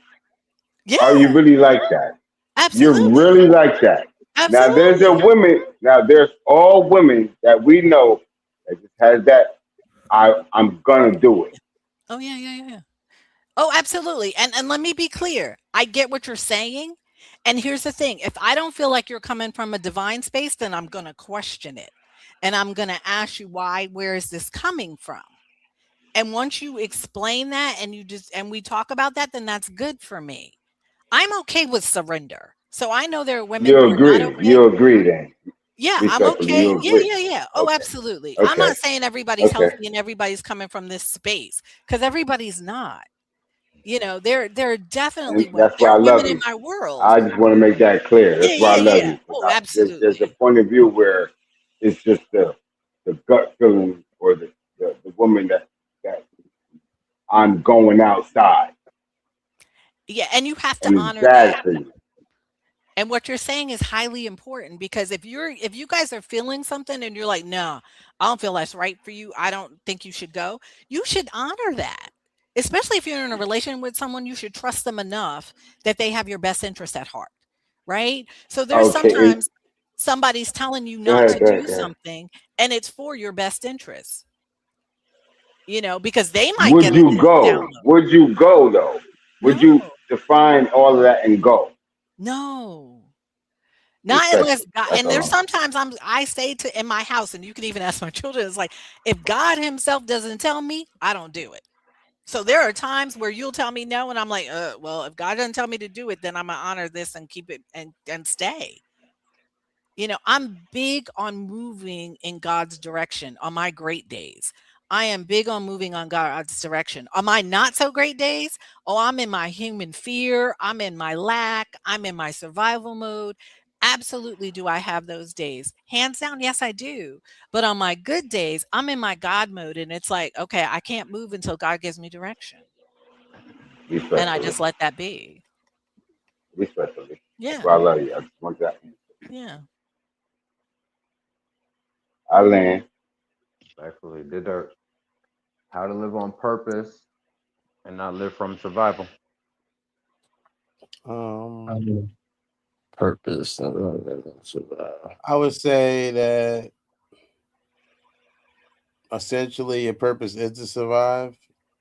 I think just did not be focused on survival in the sense of what society may make you think survival is, but to be alive, to be comfortable. We all got to die one day. So I would say knowing your purpose and building that house. The Three Little Pigs or whatever. No disrespect to the Muslims or whatever, but you got to build your house with bricks and cement. So I feel like as long as you know you're building your house, you could take a break. However, you know your house is being built, so after that break, you right back to building and not be so focused on menial things and maybe being able to acknowledge when you have lost the lack of focus on the house you're trying to build. Because I would say purpose is definitely connected with your legacy. And if you're not leaving a legacy, then, what were you living for in the first place? Just to disappear? I do believe in immortality. And I think that based on the legacy you leave, you can live forever. Because I feel like as long as people are mentioning you, you're still living. So I think that you have to know that, hey, I'm doing the stuff that I need to do to be memorable and what that, in your way, whatever way that is. And if you have talent, you're able to use those talents to manufacture whatever your talent does. If you're a painter, hopefully you're painting. If you're a poet, hopefully you're writing poetry. If you're a rapper, hopefully you rap, and you're a singer, you making songs. If you have these talents that everybody doesn't possess, I would say living in your purpose is actually, like I said, just manufacturing. I think that if you're working so much, you're not able to manufacture things because you're getting home and you're too tired, then that could be a headache. We all got bills to pay. We all got that shit is like it's just life. But I think that you have to be outside of that, and find the things that you're doing, the things you would want to do, whether you get paid or not. Some shows I do comedy, I get paid. Some shows I don't. But I love making people laugh. I enjoy that. So every time I'm out doing comedy, I can't do it every night. I'm not Kevin Hart or Dave Chappelle yet. So I'm not out every night doing comedy. But the times that I'm out doing it, I'm living my purpose. And in between that, I'm writing a joke. Maybe not every time, but when I'm doing it, I realize during those moments that I'm living my purpose, that I know what I wanted to do. I know what my reason is. And I'm working on that in my own way. And I think that am I surviving past that? Yeah, I'm surviving. I have to. I don't want to be. I'm not. It's not. It's going to be hard for me to write jokes if I think my water's going to get cut off. it ain't gonna be nothing funny at that point. You know what I mean? If I if I'm living on the street pushing a cart, it's nothing funny. Nothing funny. So for me, I think that it's putting myself in a comfortable area where I can be comfortable enough to do that, to write my story, to not let it be finished. And I think that I'll land with that. Yeah, yeah, I I won't have, I go. have, I have to before you speak further, the Go spirit ahead. spoke to me and said, you have to have a reason why. And that's what the spirit dropped into my A it- reason why of what? that's what it's called. There's even a book called Know Your Why. Like you have to know why you're doing something. You Like I know, said, I like to make people like my why is I like to make right. people laugh. Exactly. Yeah, yeah. A reason why of what? You know what I mean? Everybody's personal. It's their personal to make your happiness their happiness. Huh? Yes, sir. WW Wright 1731 says, never let the struggle become bigger than the vision or the purpose. Respectfully. Shout out to you, man. Thank you for tapping in. Respectfully, bro. Hold on, Jam. Chef Tone, you want to jump out? Yeah, Gotta live on purpose yeah. and not live from survival. I want to piggyback off of Dirt though. Um, Definitely, I got got a situation. Obviously, y'all two know about, and I felt like exactly what Reese and everybody was saying, like just moving so fast. Not saying that I'm not living in my purpose of what I'm supposed to be doing. I'm past the point of surviving in what it is. I feel like I'm thriving, but I was moving too fast, and I was just on go. There was no pause. There was no pause. 2 years went by fast because I'm now in my groove and I'm just grooving. Like I worked so hard to get to this point to be able to get my name and my creativity out there that I didn't take time out for me health wise and certain situations to be able to continue doing that. So in my current situation, what happened to me slowed me down for me to be able to kind of visually see like, damn nigga, you gotta take care of you before you continue your path because not taking care of your health and all that, how are you gonna move forward? You know what I'm saying? So I took my bad and made something good out of it and took time out to realize, damn, I was moving hella fast. Was everything good? Yeah. Was I taking breaks? No. I was moving at the speed of light. You know what I mean? Fucking for throughout the summer, going straight through the summer, catering events, schools out, restaurants out, working restaurant and catering events, no days off. School starts back up again. I'm just constantly going. And you do it so much that you're really not realizing like, damn, man, I ain't take a breath yet. You know what I mean? And I was not saying that the results didn't happen. Yeah, I got the results, but you know what I mean? At the end of the day, at what cost? You know? So now I do take time out, you know what I mean? I told Dirk this many a times, like, damn, there's times where he's like, yo, you could come out here, visit, blah, blah. I said, I did have time. I just didn't make it. I didn't make time because I was just moving fast. You feel me? Mega can come see him, come chill and hang out. I had the time. I was being selfish for me. You know what I mean? And not taking out the time to say, hey, let me take a breather for a minute. Maybe I might see something here. You know what I'm saying? Uh, and sometimes it's, just taking the time out and taking a breather just to slow everything down, like Reese was saying, just slow it the fuck down. Like, you know what I mean? It's nothing wrong with that. There's also nothing wrong with doing what you love and passionate so that you don't have to feel like you got to survive. We've been at that point where shit, I had to do this. I don't want to go backwards. Nobody wants to go backwards to that motherfucking that bottom. We don't want the bottom, so we go hard and stay forward. Like, nah, I'm gonna keep going, and that's where my mindset is. That I've lost so much and lost it before. I'm like, fuck that, man. I ain't losing it again. So I'm gonna keep going. I'm going hard as hell, and I'm not stopping. That's just where I'm at with it. So, in my current situation, it definitely made me take a dial back and think it through. I'm good at what I do, but I don't have to move the way I move. There's always a better way. So I'm just taking a different route now. You know what I'm saying? More efficient route of just on the go, just a more efficient route. There's a better movement with that route. You know, take time out to think and make better moves instead of just constantly going.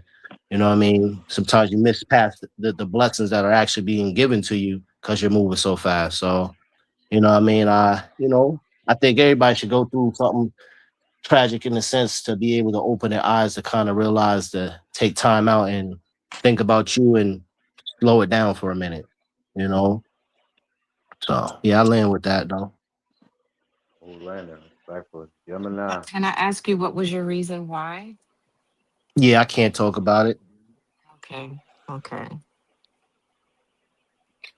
respectful. Respectfully, as Brother Daylan should say. Yeah, smooth landing. Gemini, bring us home. How to live on purpose and not from survival. How to live on purpose, not on survival. Or Um, being what it's made for you. Being what the upbringing is. Because only you know how to bring the best of people, the best of you, and so on and so forth. So it just starts with you, man, right? Like your pain is your. I don't want to say that, not the pain, but your upbringing makes you better. Am I answering this right? Say that one more time. I apologize for the pain. how to live on your purpose and not from survival. How to live on your. Purpose and not from I got survival. it. Yeah, I got it. You can't because everybody lives through the same shit, but everybody got a different story to tell, and everybody lives the same fucking way. It's you bringing you. There's cooking, there's movie stars, there's acting, there's so many talents of us that it's just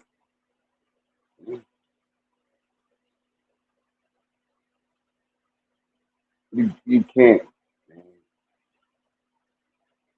You really can't. Everybody's pain is different. Everybody's upbringing is different, and what we deal with on this panel is everybody bringing their living life, and I love it because guess what? We connect, we interact, we hear, we listen, but everybody ain't the same.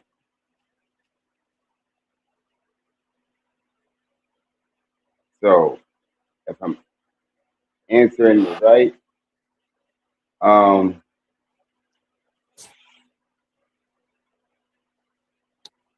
this is just life, bro. You feel me? I apologize, but everybody live how they live, and their story is their story. Bring it to the table. We can dissect it all we want, but I promise you, um, it's it's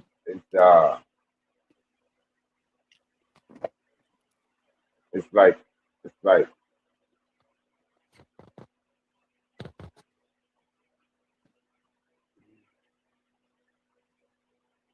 yeah, Well, let it it's, out, brother. it's, Let it out. Let it out. You feel me? If you need to let it out, I'm here. I'm here, I'm man. trying, Let it bro, but out. I You don't gotta want to. listen. Let me tell you something, my nigga. If I you got need a to cry, story go though. on, let that motherfucking tear fall out, nigga. Don't fucking I'm fight about that to shit. cry right now, cause listen. Yeah, let that shit out, man.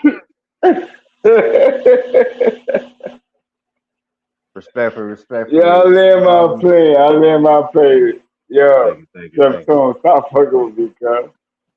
Yeah, you crashed that shit into dirt. Nah, I land my plane though.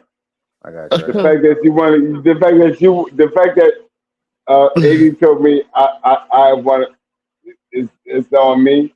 Nah, nigga, it's on you. This is your platform, bro. Don't give that to me. I got you. I'm about to bring it home. I'm just talking shit, cuz. Respectfully, how to live on your purpose and not from survival. I'm gonna highlight a lot of the things y'all said, and I'm gonna add to it. Solve problems, regulate your emotions, understand people, protect yourself. Healthy apologies means no blame shifting. Family meals, I heard that earlier. Honest conversations, I heard that. I heard reading together. Community service is what I recommend. That'll give you a better thing of, you feel me, doing something outside yourself. Give you a better, might lead you in a direction to where you might want to see, where your purpose is. Expressing gratitude is what I heard. And repairing conflict. Those are some of the things that I want to highlight. What everybody said on the panel. Trees don't apologize for growing, so neither should you. Is what I wanted to add to that. What I think some of the values that, that's how you live on your purpose. They have a couple of coaches. Well, shoot, did we crash or did we land today, people? We definitely landed. The women was cooking. Landed. Yeah, this is fire. This is fire. Yeah, we definitely landed. Y'all definitely did your thing tonight. I want to appreciate all y'all. Thank you for flying out with me tonight. Y'all got it, man. A great system. Take it, rewind it, pay attention, dissect it, and see if it will work. Hopefully, pass it on to the next generation. That's my gift to you. Close this thing on out. Grace isn't pretending people don't hurt you. Mercy isn't pretending consequences don't matter. Forgive me. Both invite us to ask deeper questions. Who am I becoming because of what happened? Life has a way of bringing similar lessons back until we respond differently, not as a punishment, but as an opportunity to grow. The people who hurt us don't get to decide whether we become bitter or better. The choice belongs to us. Teach your children that strength isn't found in never failing or never falling. It's found in learning how to stand up without becoming someone you no longer recognize.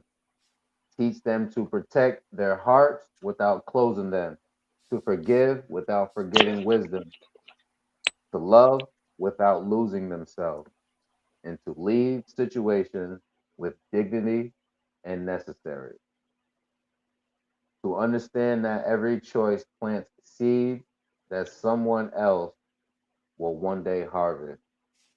So for the panel and the parent and the next generation, plant patience, plant honesty, plant courage, plant knowledge. Because the next generation won't just inherit our words, they'll inherit our garden we leave behind. So protect your peace. We'll see you next episode. Thank you for flying with us on Land Your Plane podcast. Shout out to you, my guy. Ladies and gentlemen, welcome to your destination. Please remain seated until you have properly processed. Keep your mind clear until next time.